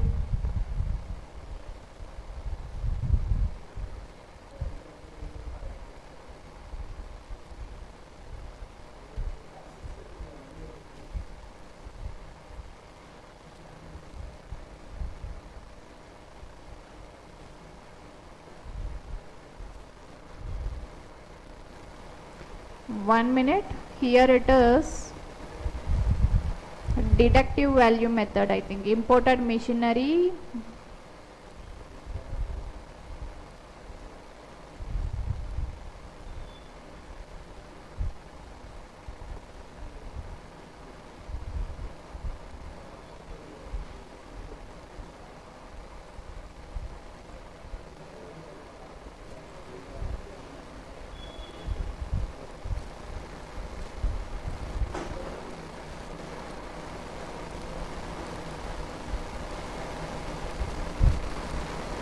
So one more point which I needed to add here. So seeing this example, when 1 minute I will show you why we are reducing the air freight and the insurance charges.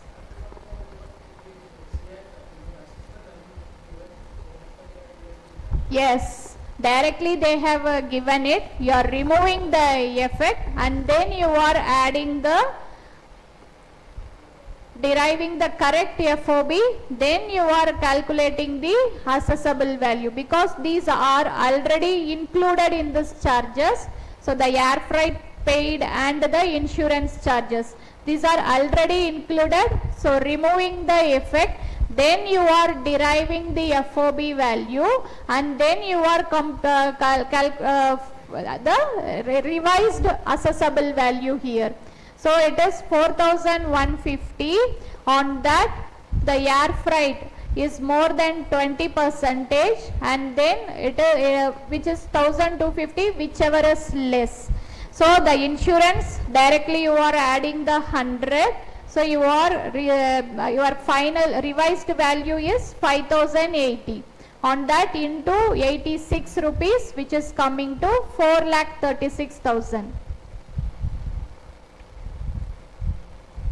So what you said 1100, you have calculated directly on the 5500.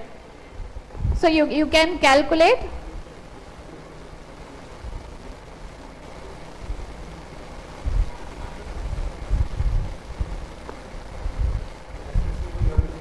Yes.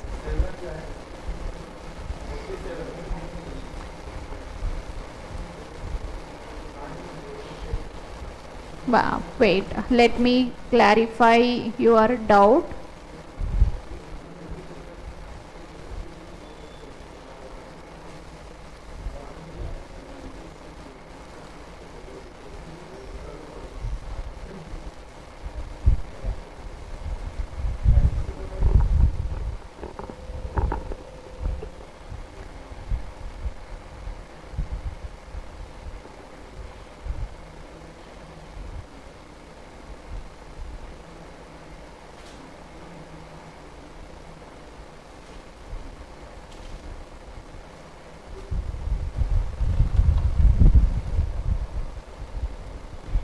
Your calculation, no, it may be directly on the 5500, but there in the question if you see it is YARF charges, these are paid, so you have to reduce what is paid and then you have to derive it.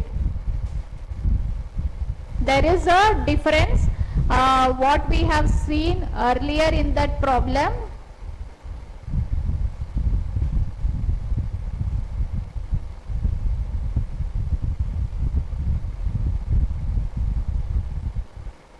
In the study material you can refer page number once again. 1 minute.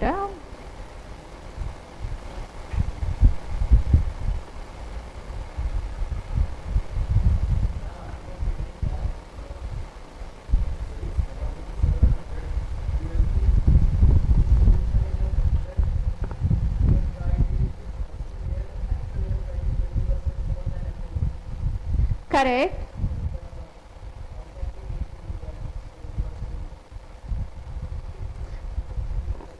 So that's why while see it is CIF value of machine, right? So directly they given the assessable value. So in that they have mentioned the air freight paid and the insurance charges are paid. So if these two are paid, so you are first reducing the what is already paid. So this has happened because you need to calculate the correct assessable value. So you need to first reduce the freight paid and the insurance charges which is already included in that CIF. So if you remove the effect, what is the FOB value? FOB value is 4150. So in that you need to calculate what is the air freight as per our calculation. It is coming to, so 830 is on 20% on,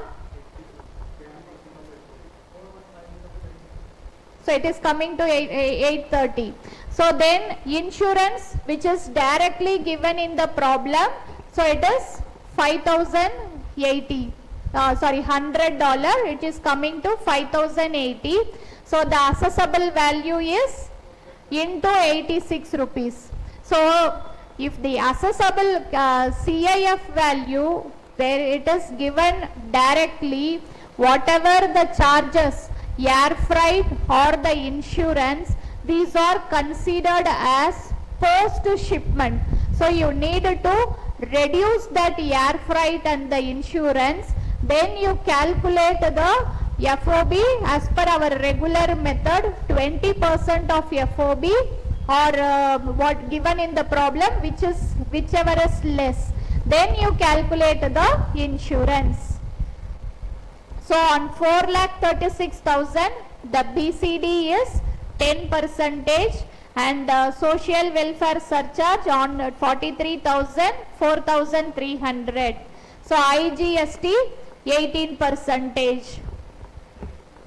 So always IGST you need to calculate including the GST portion, not on directly assessable value, not on 4,36,000, it should be on 4,84,000.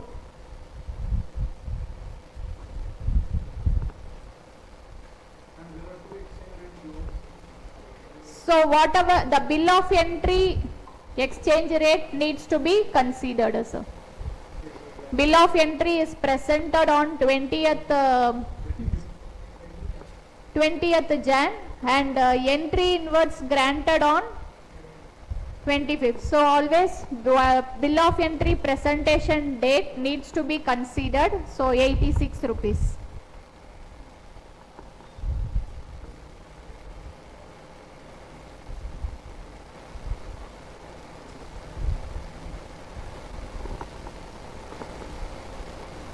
So where you find these two charges, if in the problem directly if you see the CIF value and given the air freight paid and the insurance, it means these two charges post your shipment. So you should not consider. So you have to first reduce it and then you need to calculate.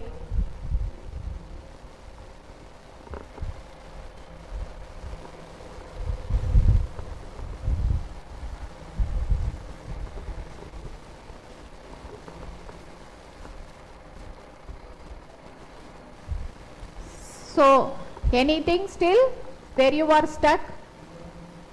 So please remember, because these types of air freight paid, insurance, these terms comes, you should be careful there. So we'll move on to illustration 11.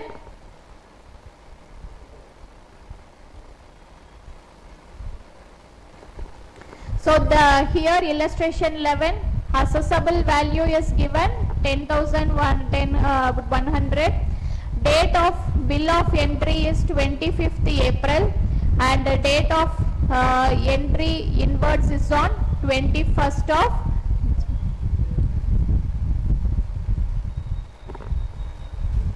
So it's very directly given, all those problems. In this you don't want to do anything.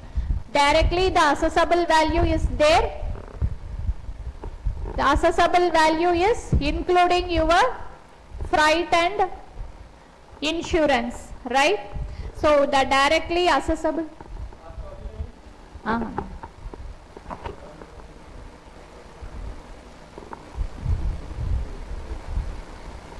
Sir?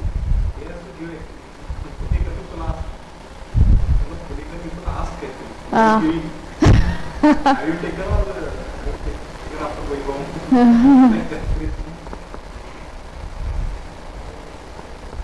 So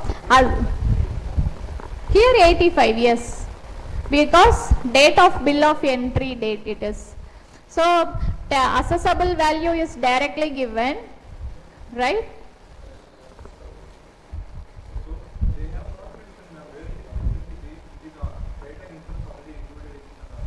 Our assessable value means here in this format. So it is already included. So where in the previous illustration, if you see, no, sir, it is freight, paid and insurance. So these are paid means considered as a post shipment expenses. So we are reducing it and then calculating separately for the previous illustration. It is a unique kind of problem if you see.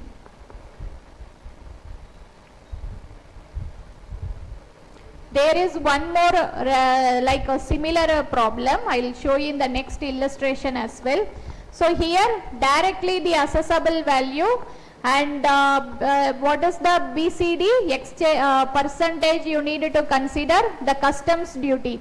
Again the customs duty also to bill of entry 10% and there also it is 20%. So which BCD percentage you need to consider also?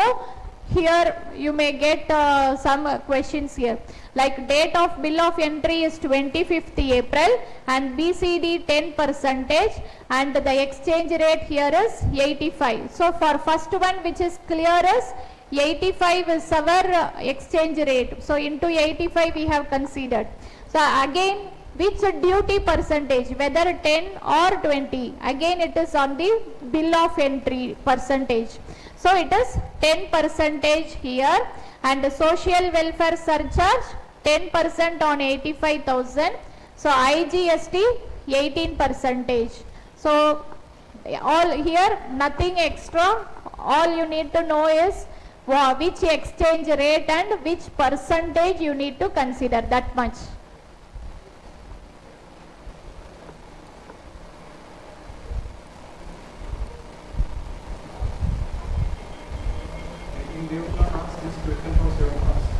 Maybe in MCQ it may, this may come. I'll come back to illustration 12 later. We'll see this 13 because 12 and 10 are similar. So 12 we will see it. Now we are into illustration number 13. So in call we are in illustration 13.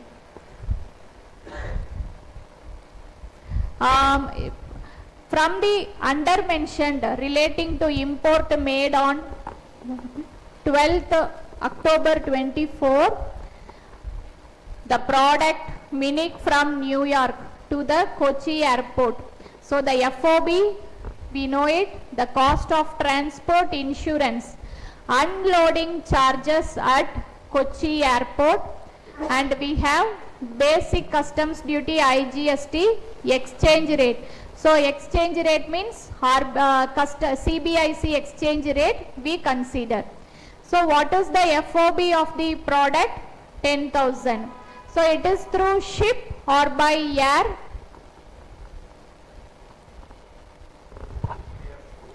It is through air. So that means cost of transport 20% or what is given in the question, whichever is less. The FOB is $10,000, cost of transport we have, and the insurance is given, yes, 1,000, which is given here. So the CIF value 13,000. So assessable value is, which rate we are considering? CBIC, which is 84.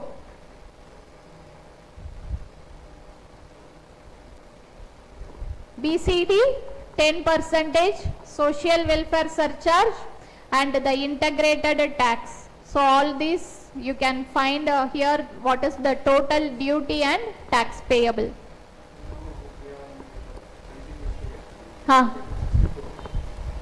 Okay, instead of 85 they have there, that time it 85 it is.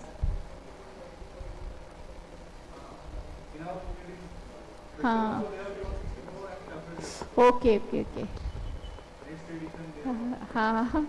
But that one will be latest, or what? This one is from the this one only will be latest.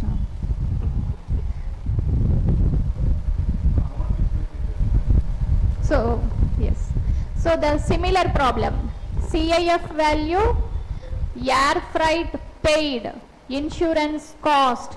So they have given the CIF value. Now you need to see, focus, air freight paid, insurance cost. Remove the effect of it, then calculate the assessable value, FOB value, and then add the air freight and the insurance. You will get the assessable value. Then on that, what is the rate we need to consider? CBIC exchange rate, which is 84.5.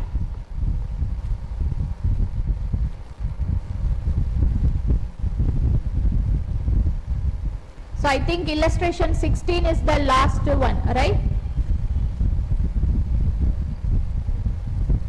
Illustration 16, and still we have 17 also.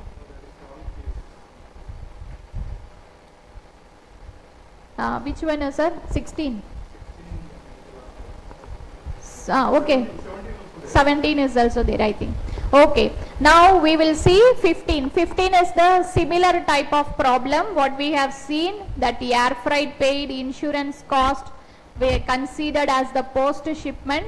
So you are considering deriving the revised FOB value, and then you are calculating the assessable value. So now into illustration 16, price of machine, freight, yeah, it is there, design and development charges, and we have commission. You need to see whether it is a buying commission or commission paid to the local agent. So only these many transactions. Then we have date of bill of entry and date of arrival, then integrated tax.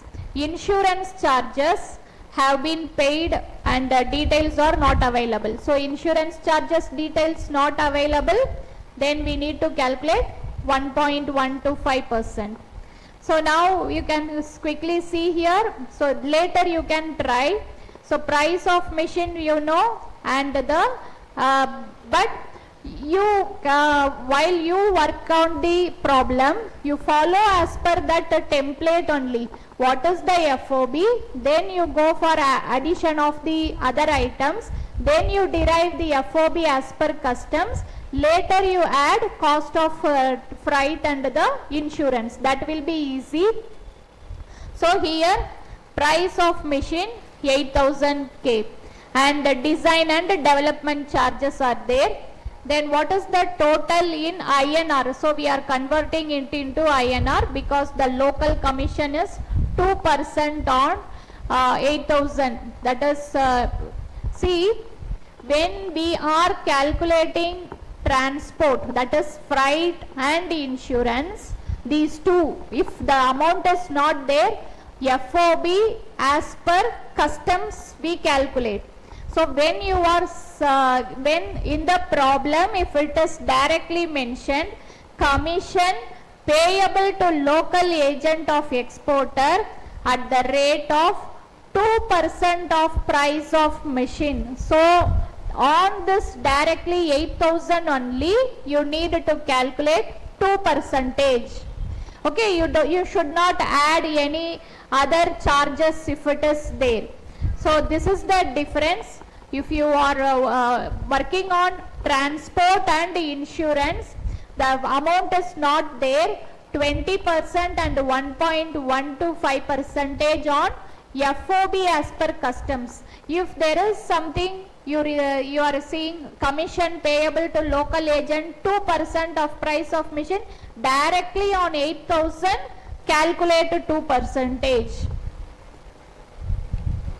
So rest other things which we calculate, that is same. So next last illustration. So cost up to port, it is in JPY, cost up to port, then loading charges, then we have freight, additional amounts are also there, design, commission, actual landing charges, insurance, lighterage charges. So this lighterage charges means, so actually in our tax point it is there, that's why I just sharing that screen. When ship is not brought up to jetty because deep drought at port or ports.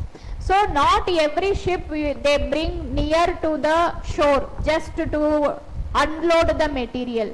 So there will be additional small ship, they go till near the larger one and they will unload it in the smaller cargo, the goods in that ship, then they bring it to the near to the seashore. So that charges when they unload to that small boat or ship, so that charges is called lighterage charges. So that is before pre-shipment expenses. So that pre-shipment expenses we need to consider in our FOB as per customs calculation. So this is the additional one which in illustration 17 it is there. So you can work out this problem as well, this 16 and 17. So before that you can see what the question was there in December 2024. Okay, so this is the question in December 24. Price of the machine, air, freight, loading, unloading, handling charges, royalties, design and development charges, insurance charges, and the freight, if you are seeing the freight itself by air or by ship, you need to be careful. Then date of bill of entry and date of arrival. So if they give two dates, which exchange rate and the percentage you need to consider, that also you should be careful here. 104 you need to consider, and the exchange BCD will be 10%. So you are required to compute total customs duty and integrated tax, like our regular problem only.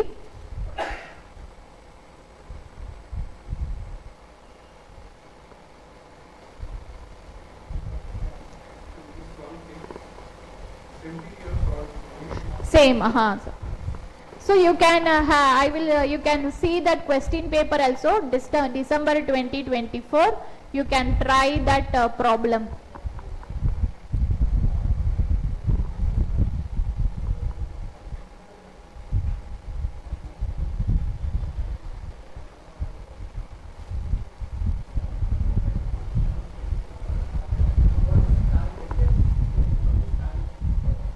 Which one? 10% on the bill of entry tariff only. Tariff is the rate. Tariff only, no? That is the percentage on what for all materials they have given you the tariff. What is the percentage of duty we need to pay? Yes, like a slab rate percentage, you know, direct tax.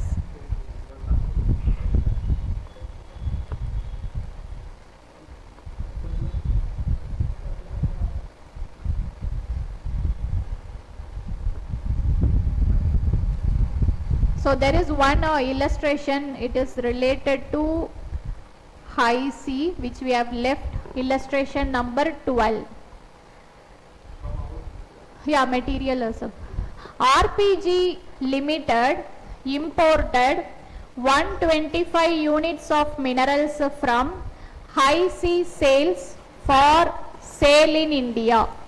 The selling price exclusive of duties and taxes, freight from the port to depot, it is 2,530 and insurance is 310.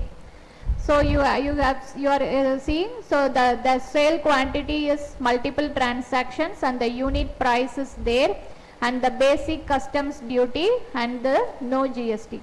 So here you are finding a new term which is high C sales. High C sales means a person, we are placing order in US. So you will not get directly material from US, you get it from the other customer. So US may tell to China to deliver the material here. So everything will be on the C level only. So I placed order to US and my customer is in other place who is in Singapore. So what I tell, instead of coming to India to my company, deliver directly to Singapore who my customer is there. That is high C level, high C sales we call it.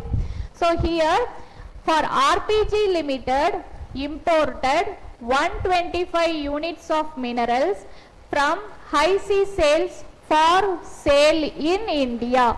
The selling price they have given, so there are multiple transactions here and the rates are different. Assume there is no IGST applicable and you need to calculate the customs duty as per rule 7. So rule 7 means itself is a deductive value method. So we need to follow that method. So that method means whichever quantity is higher and you need to see the rate.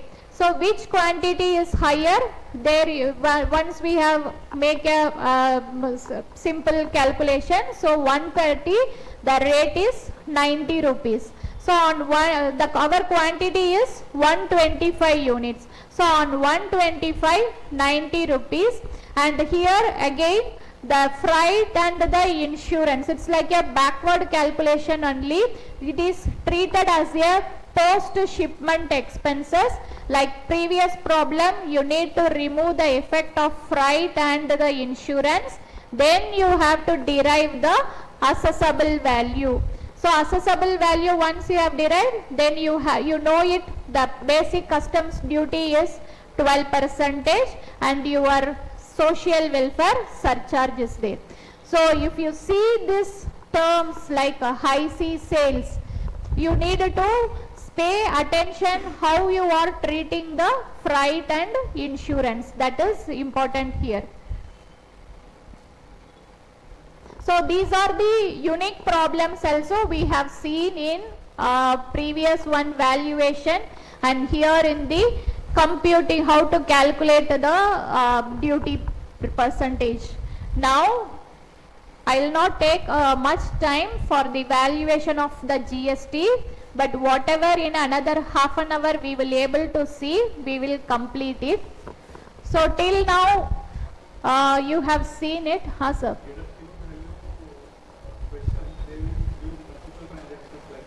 Yes sir, yes. We have to calculate whichever the aggregate quantity is high. That rule also, it is rule 7. Sometimes they may give directly on the basis of deductive value method. Sometimes they mention like rule 7 like this. So if any problem, I think even the same problem only it is there in final also. There is not additional to work on that. It is the same problem in final. Yes. Now we will move on to value of supply. So till now we have seen when you are importing raw material. Now in this GST related, again we are into the same topic, valuation only. So how we have computing the assessable value?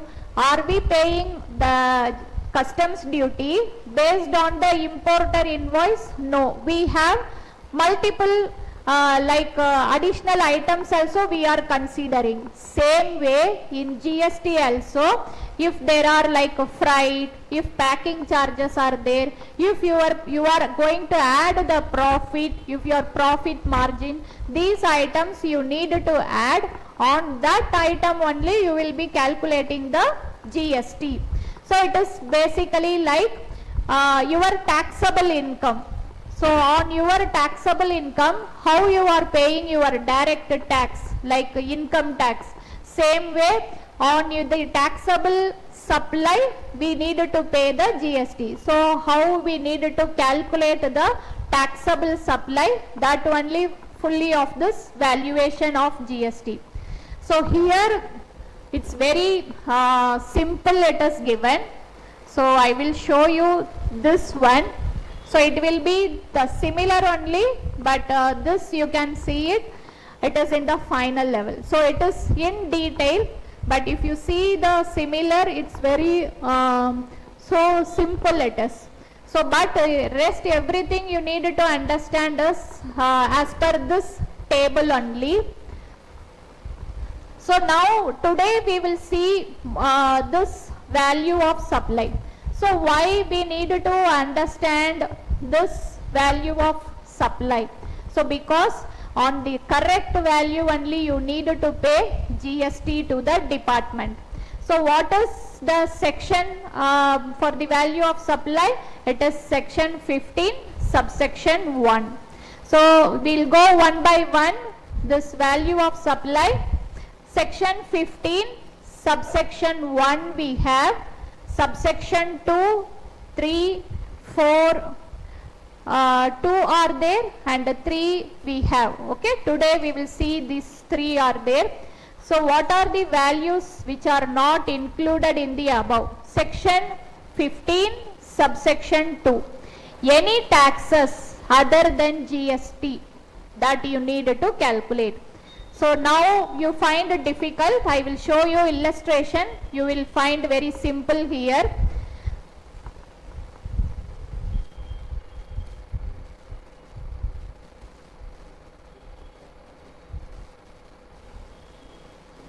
So for each this lines, so I think in the this also same consideration wholly in money unrelated parties, the transaction price had specific additions. You can see here in that first one 15 subsection 2 and 15 subsection 3 less the discounts. So I will show you as per this, so it will be easy for you. So what are the items you need to add and what items you need to deduct while deriving your taxable supply. So the first one, so section 15 subsection 2, which is para A, any taxes or any duties, cess, fees and charges are there, we need to add. Second thing, supplies made by the recipient on behalf of the supplier. The other one, commission and packing or incidental expenses, interest or late fee for delayed payment. So you remember this transaction, interest or late fee or penalty for delayed payment. In our value of supply, we have seen it when the liability arises. If you all remember that while calculating, if you are giving credit to the person and if he has not paid on time and he pays along with the interest, and for the interest also we need to pay the GST. So in value of a time of supply we have seen this. Then subsidy directly linked to the price other than government subsidy, less if included in the above, then discount. So we can, these are not very complicated and all, it is very easy one. So section 15 subsection 2, this is the example which will give you a clear idea. Admission to True Theatre in rupees 90 per ticket for a Tamil movie as well as for Hindi movie. There is an entertainment tax 10% and 20% are charged. In the month of November, the theatre sold 2000 tickets and 1500 tickets. Find the value of taxable supply.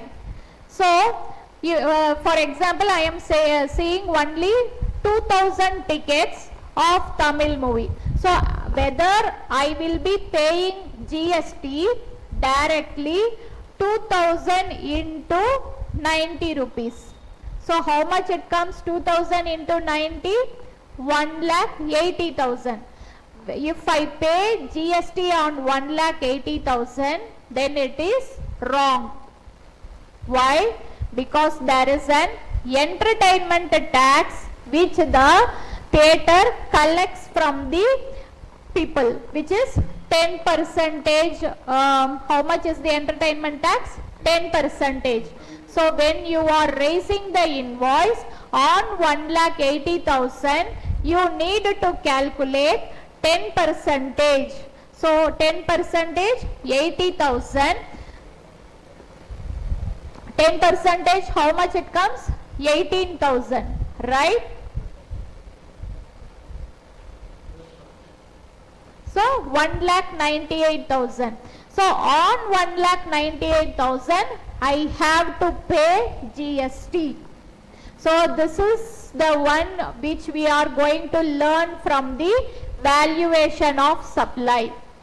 So not clear, I will repeat. Here the example given for this particular, we are in section 15 subsection 2. What section 15 subsection 2 says? You need to add along with your value of supply if you have these many transactions, like any taxes, any duties, cess, if anything is there, you need to add. So duties also we know it, even now we have seen IGST is calculated on including duty. Same illustration only, similar kind of illustration. So 2000 tickets are sold. So the rate per ticket is 90 rupees. So if you are paying GST on 2000 into 90, it is not correct. You need to add your entertainment tax, which is 10%. So on 1,98,000, the GST is 18%. So on 1,98,000, how much is the GST? 18%. So 17,820, 17,820. So you are you got it? Okay. So this is related to duties and section 2 subsection section 15 subsection 2 para A. Now we are moving on to para B. So what it is, we know it, taxes, duties. Now supplies made by the recipient on behalf of the supplier. Supplies made by recipient on behalf of the supplier. So now we'll see how the tax needs to, GST needs to be calculated. I'll read this example. Mr. Ram sold goods to Lakshmanan. The value of good is 2,50,000. Ram is required to deliver to the premises of Lakshmanan. Ram hires a transport for transportation. However, the freight paid by Lakshmanan to the transporter, the freight paid is 2,500. So whether Ram will pay GST on 2,50,000 or on what value he pays the GST. So our third one which we are referring here is supplies made by recipient on behalf of the supplier. So I am in this para B. So we'll see this illustration again. So Ram is selling the goods to Lakshmanan and the goods value is 2,50,000 and Ram required to deliver to the premises of Lakshmanan and he arranges the transport vehicle also. That for the transport charges, who paid that time? It is paid by the Lakshmanan. So who is the customer? But in the invoice, it is between understanding between the Ram and Lakshmanan only. He will anyway reimburse the money to Lakshmanan. So he has to raise the invoice 2,50,000 plus 2,500. On that amount only GST will be paid. So these are the additional things you need to see what amount the GST is taxable.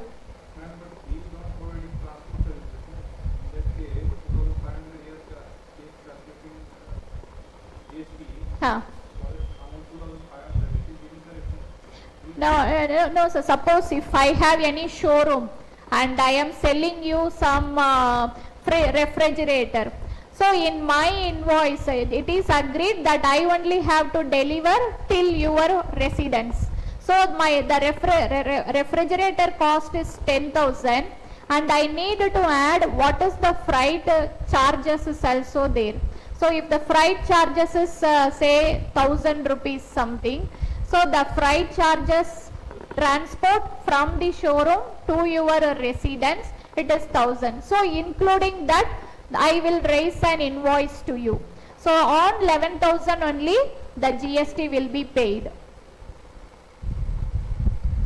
So next one is, so we have seen the second one, then commission and packing charges, same way. So if any packing charges is there, then I will add separately the packing charges, it is 500 rupees. Then the invoice will be raised. And the late fee, for any interest or late fee also, the GST has to be paid. Then subsidy, I think the material, in the material it starts illustration from the subsidy. Subsidy directly linked to the price. So what is there in the subsidy related illustration? You can refer the illustration. RG Private Limited provides following materials relating to goods sold by it to GK Private Limited. The list price of the goods 10 lakhs. The taxes levied by municipal authority 1 lakh. So this is the one previously we have seen also, the entertainment tax. So any additional taxes are there for calculation, you need to add it. Then CGST, SGST. So that is we need to calculate. So this will not form part of our calculation. Then packing charges not included. So packing charges we need to add it. So RG Private Limited received 40,000 as a subsidy from NGO on sale of such goods. The price of 10 lakhs is after considering such subsidy. So the 10 lakhs is including the 40, it is after considering the subsidy.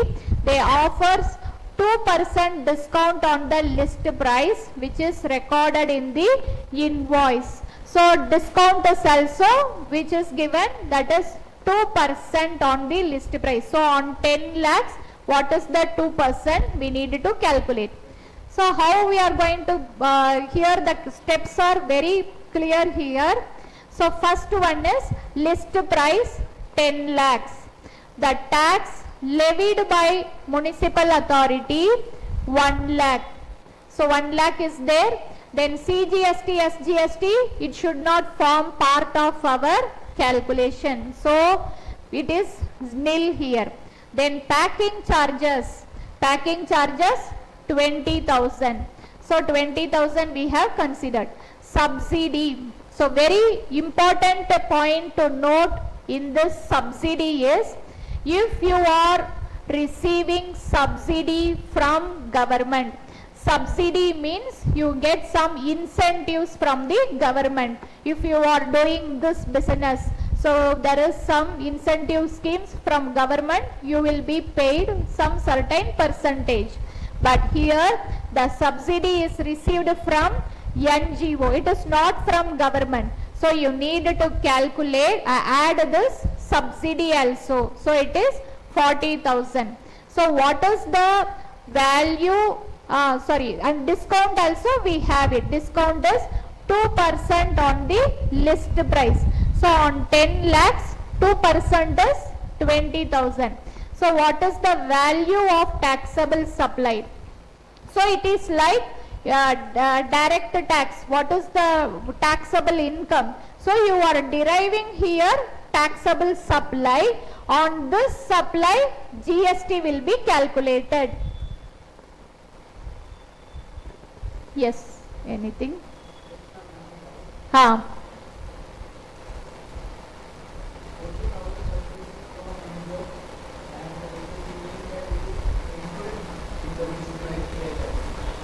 That?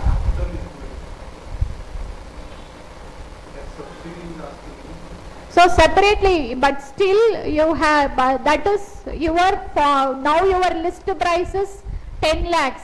So that transaction is different. So now subsidy you have separately given. So for that 40,000 we need to pay GST. So the list price now is, for the market it is like the list price is 10 lakhs. It has been declared.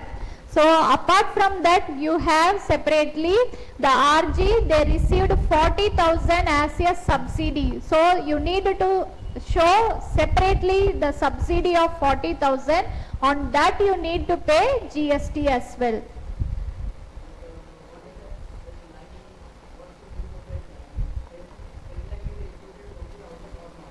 It is included, it is given.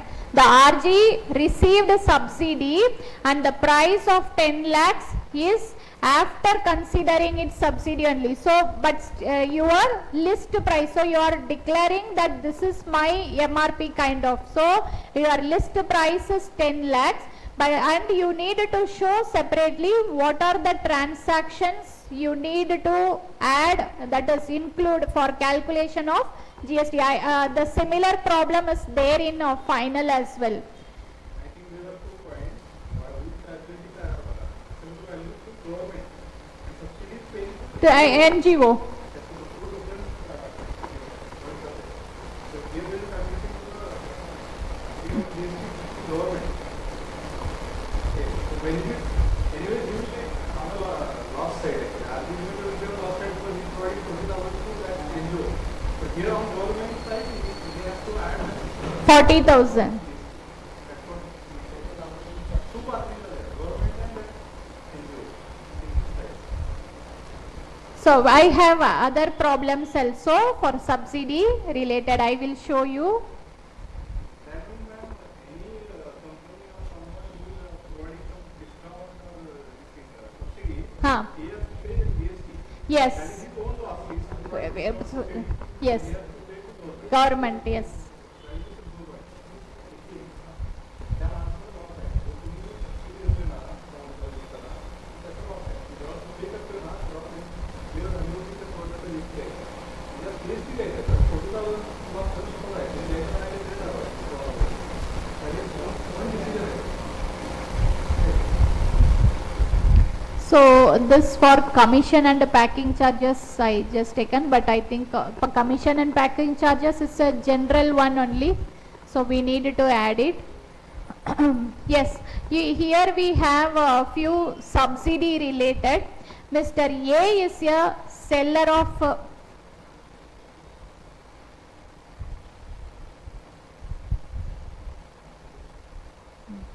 so here not subsidy. Okay, so here it is a simple example only.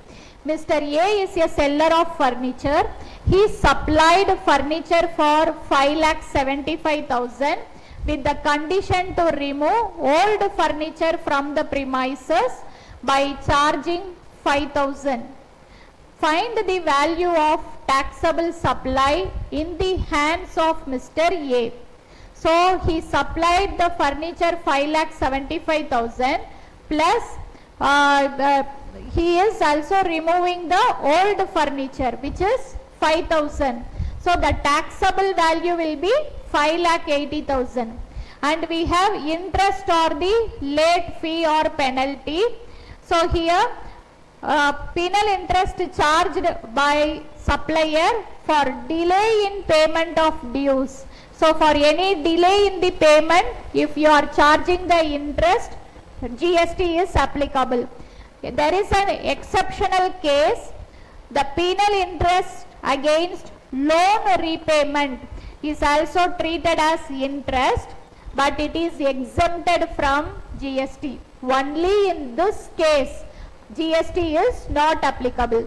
So it is penal interest against repayment, loan repayment only, the GST is not applicable. Rest all scenarios GST is applicable. So here that subsidy related, subsidy provided in any form or linked to the supply will also be included in the transaction value. So Bharat Gas sells cooking gas cylinders.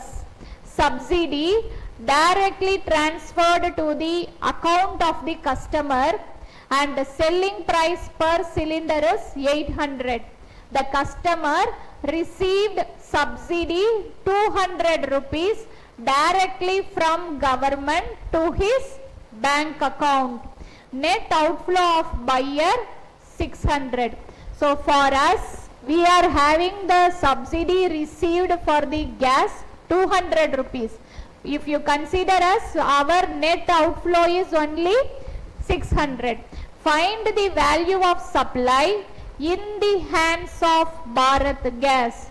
So for Bharat Gas, whether they pay GST on 800 or 600. So Bharat Gas pay GST on 800. Why?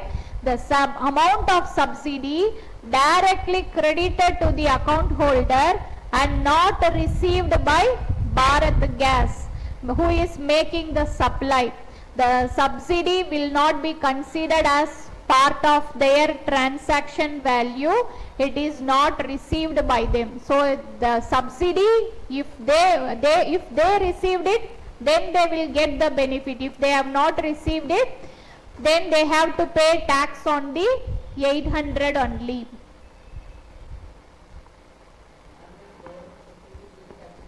Not taxable, except so in this problem it is NGO subsidy received from NGO. If the same in the same scenario, if they show the subsidy received from government, then you will not consider, you make it as 0 only there instead of showing 40,000. So here, right, in the same scenario, huh? Correct. Subsidy to whom? It is not directly to Bharat Gas. If that is received by the customer, they are giving to the customers.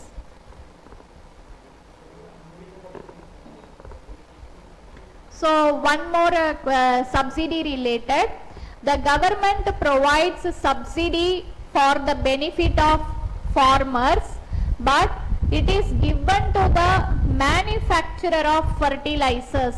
Such subsidy will form part of the value of supply. The buyer does not provide the buyer of goods does not provide a subsidy, but the government as per the scheme provides it. It will not form part of supply.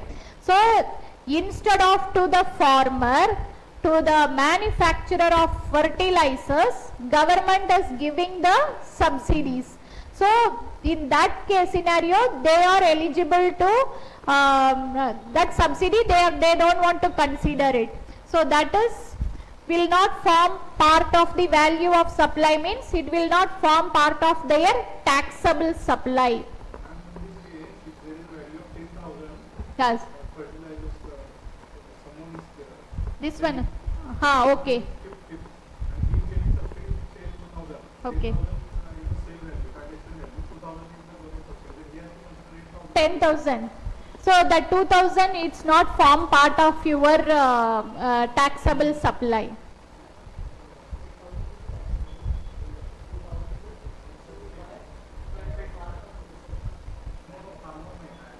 farmer is not receiving fertilizers, he is not receiving. Fertilizer and Bharat Gas is different cases.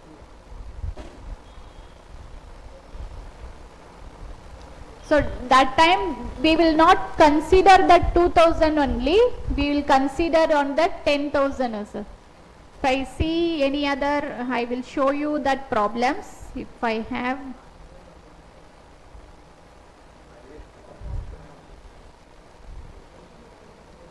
this case, the trader is paying GST on that 2,000 only, which is a subsidy actually.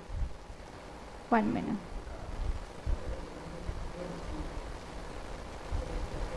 Subsidy is not the same. Subsidy, I agree.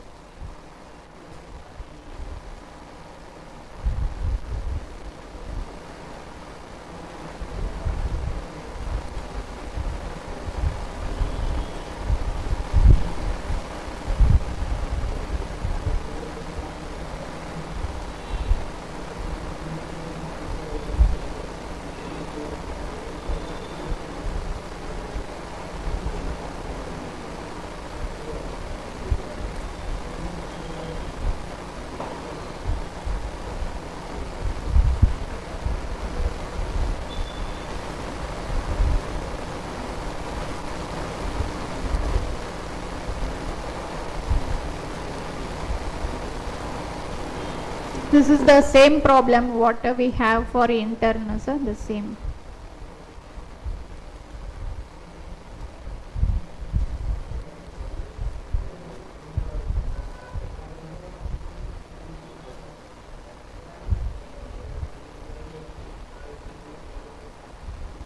So there is one problem I have taken it, sir. You can have a look on this problem. So you can see this transaction. They receive 50 lakhs subsidy from state government for setting up chemical manufacturing plant. So we take it as a government subsidy, but here we'll show it as a zero there. Oh, it's not. No, actually I was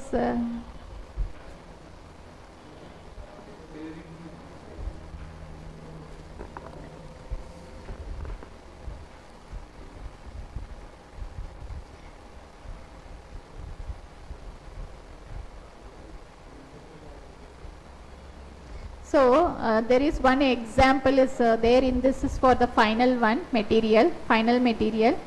So in this particular example, I am not taking everything. I will show you only the subsidy related.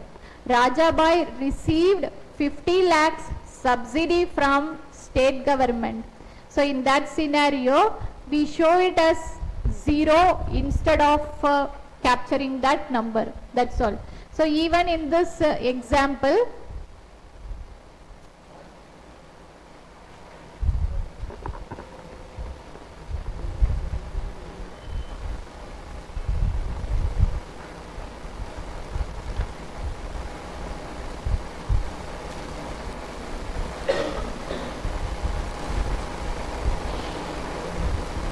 so instead of NGO, if it is government, here this 40,000 will be zero. That is the difference, sir. Here rest everything will be same. Here it will not be 40,000. Here it will be zero. That's all. So we'll move on to the next one here. So if I have any other problems, we'll share you for subsidy related.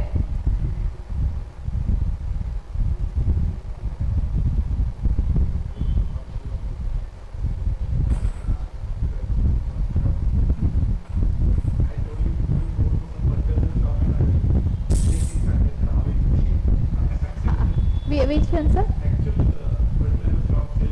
Ha. Yes. Very nice. So there is another problem we'll see.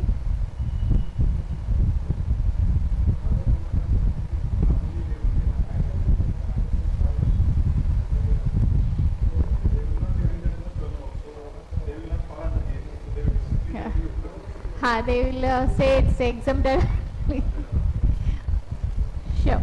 So we will move on to the next one that is related to discount.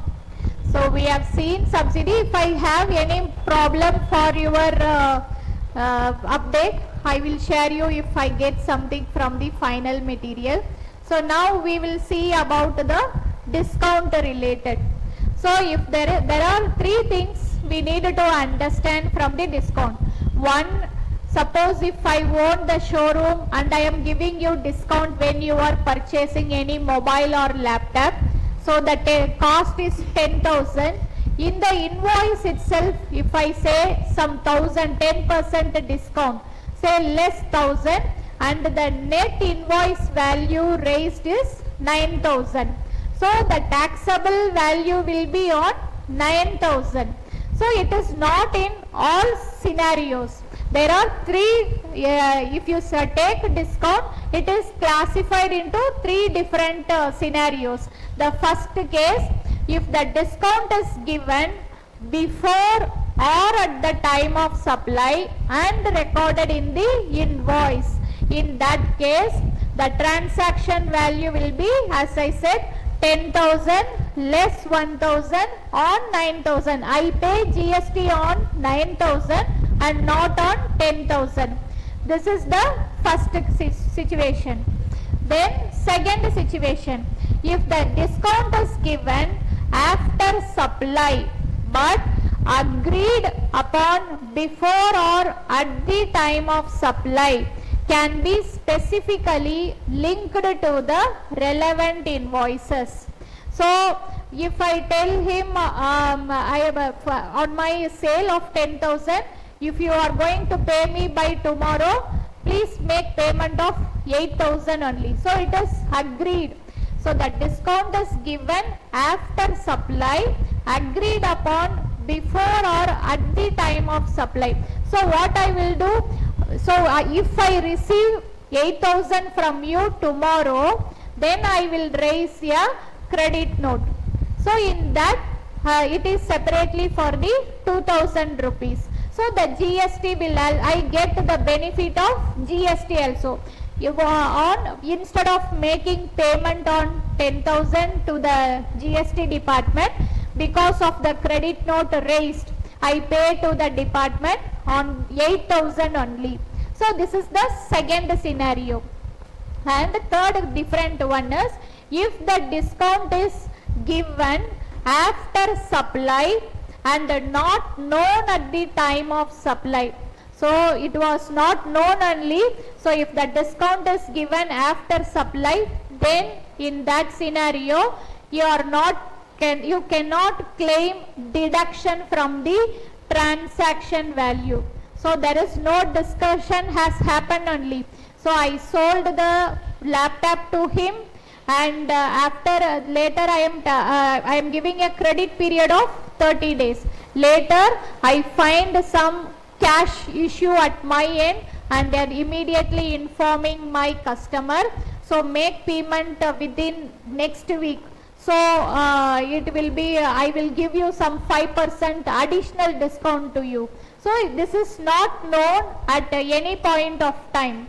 So in that case I am not able to claim the GST. So cannot be claimed as deduction from the transaction value. So the discount are classified into two. One is if before or at the time of supply, and if it is recorded in the invoice, then you pay GST on the net discounted value only. And in the second scenario, or if it is agreed at the time of supply, then you pay tax at the you can claim the deduction. Third scenario, you are not eligible to claim the deduction as well. So there is a simple example for the discount. Ashok Enterprises sells mineral water bottles, MRP 20 rupees per bottle. Customer availing discount 4 rupees per bottle. In the month of April, Ashok Enterprises sold 2,000 bottles, and the applicable GST rate is 18%. So the transaction value here is how much? So how much he is selling? The Ashok Enterprises sold 2,000 bottles, and the bottle cost is 20 rupees. However, customers availing discount. So your transaction value here is how much? 16 rupees. So because 20 rupees is the bottle and 4 rupees is the discount. So 16 rupees into 2,000, 32,000. On 32,000, CGST, SGST is applicable.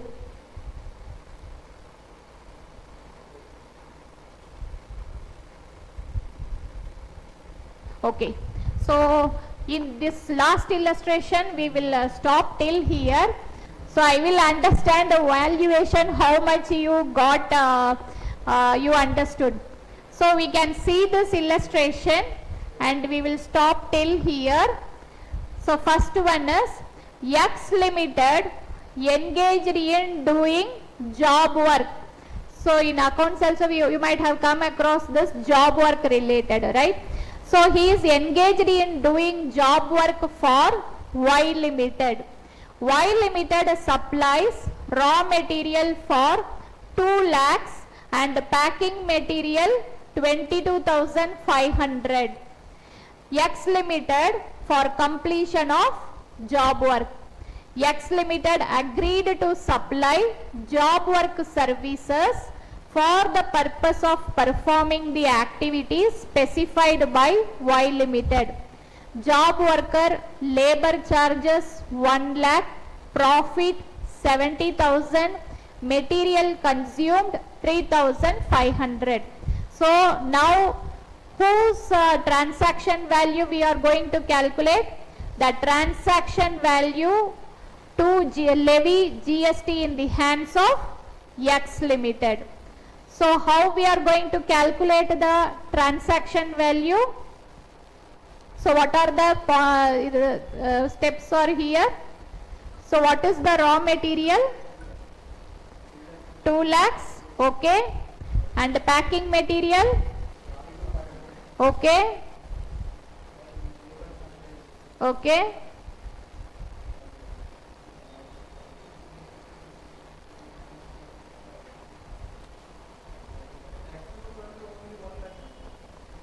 Oh, okay. Taxable value is fine.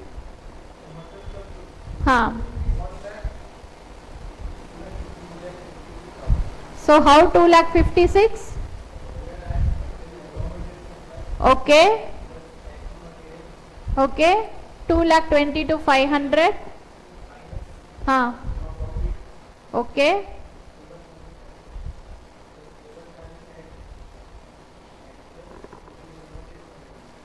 So okay. So this raw material is of whose?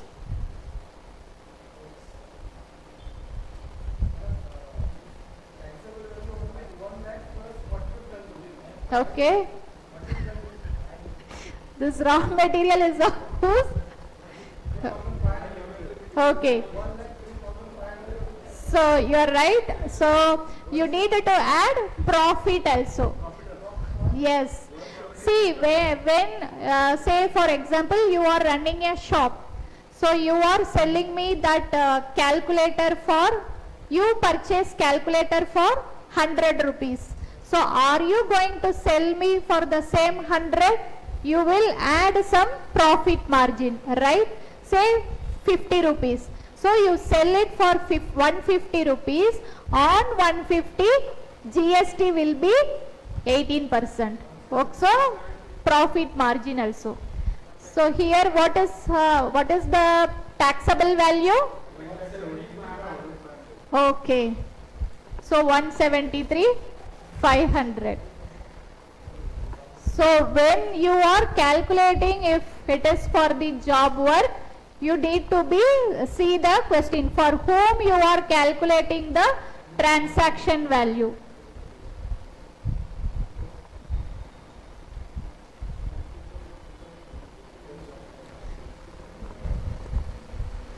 So it's okay, but you understood now how you derive the transaction value.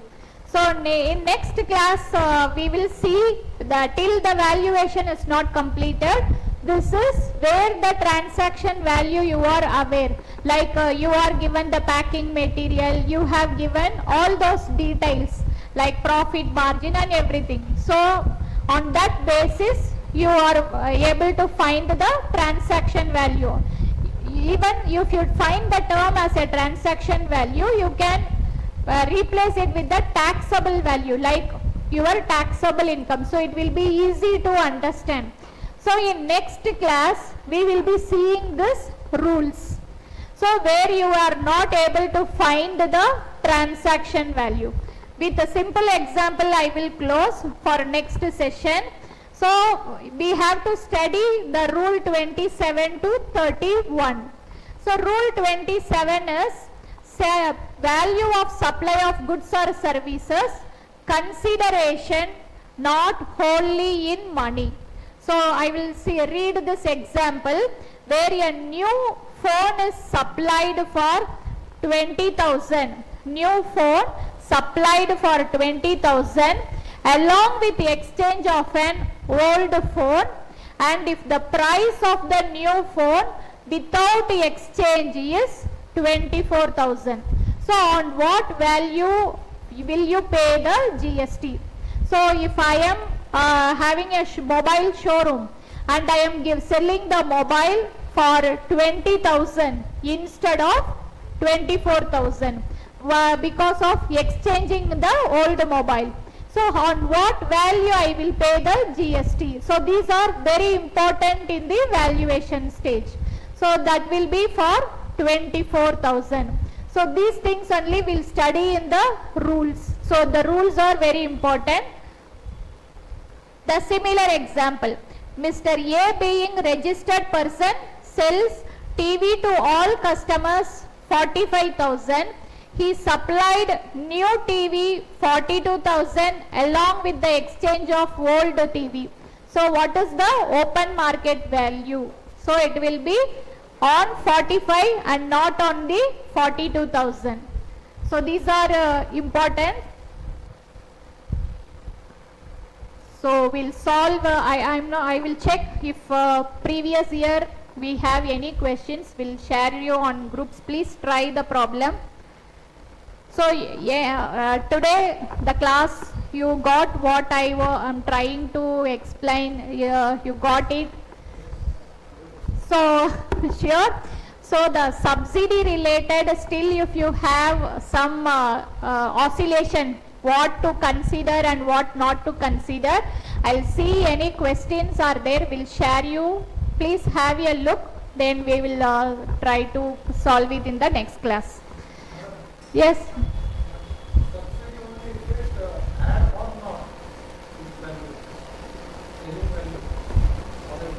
Huh. Okay. Okay. You, so what will be the tax? Right, and not,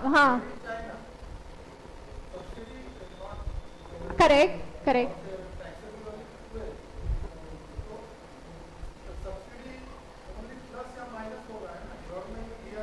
Yes.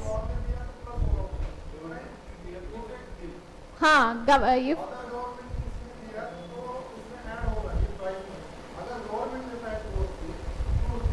so you will not add, yes, it will be, you show zero price there.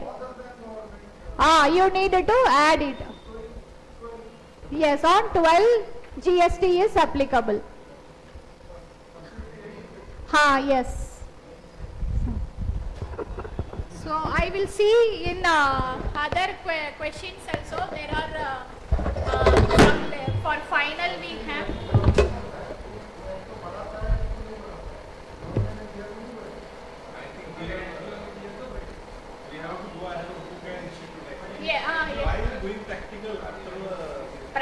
Practical, once we clear the exam, then we have to go with the practical. We are messing up actually that thing. If we apply the same thing, then yes. incorrect answer.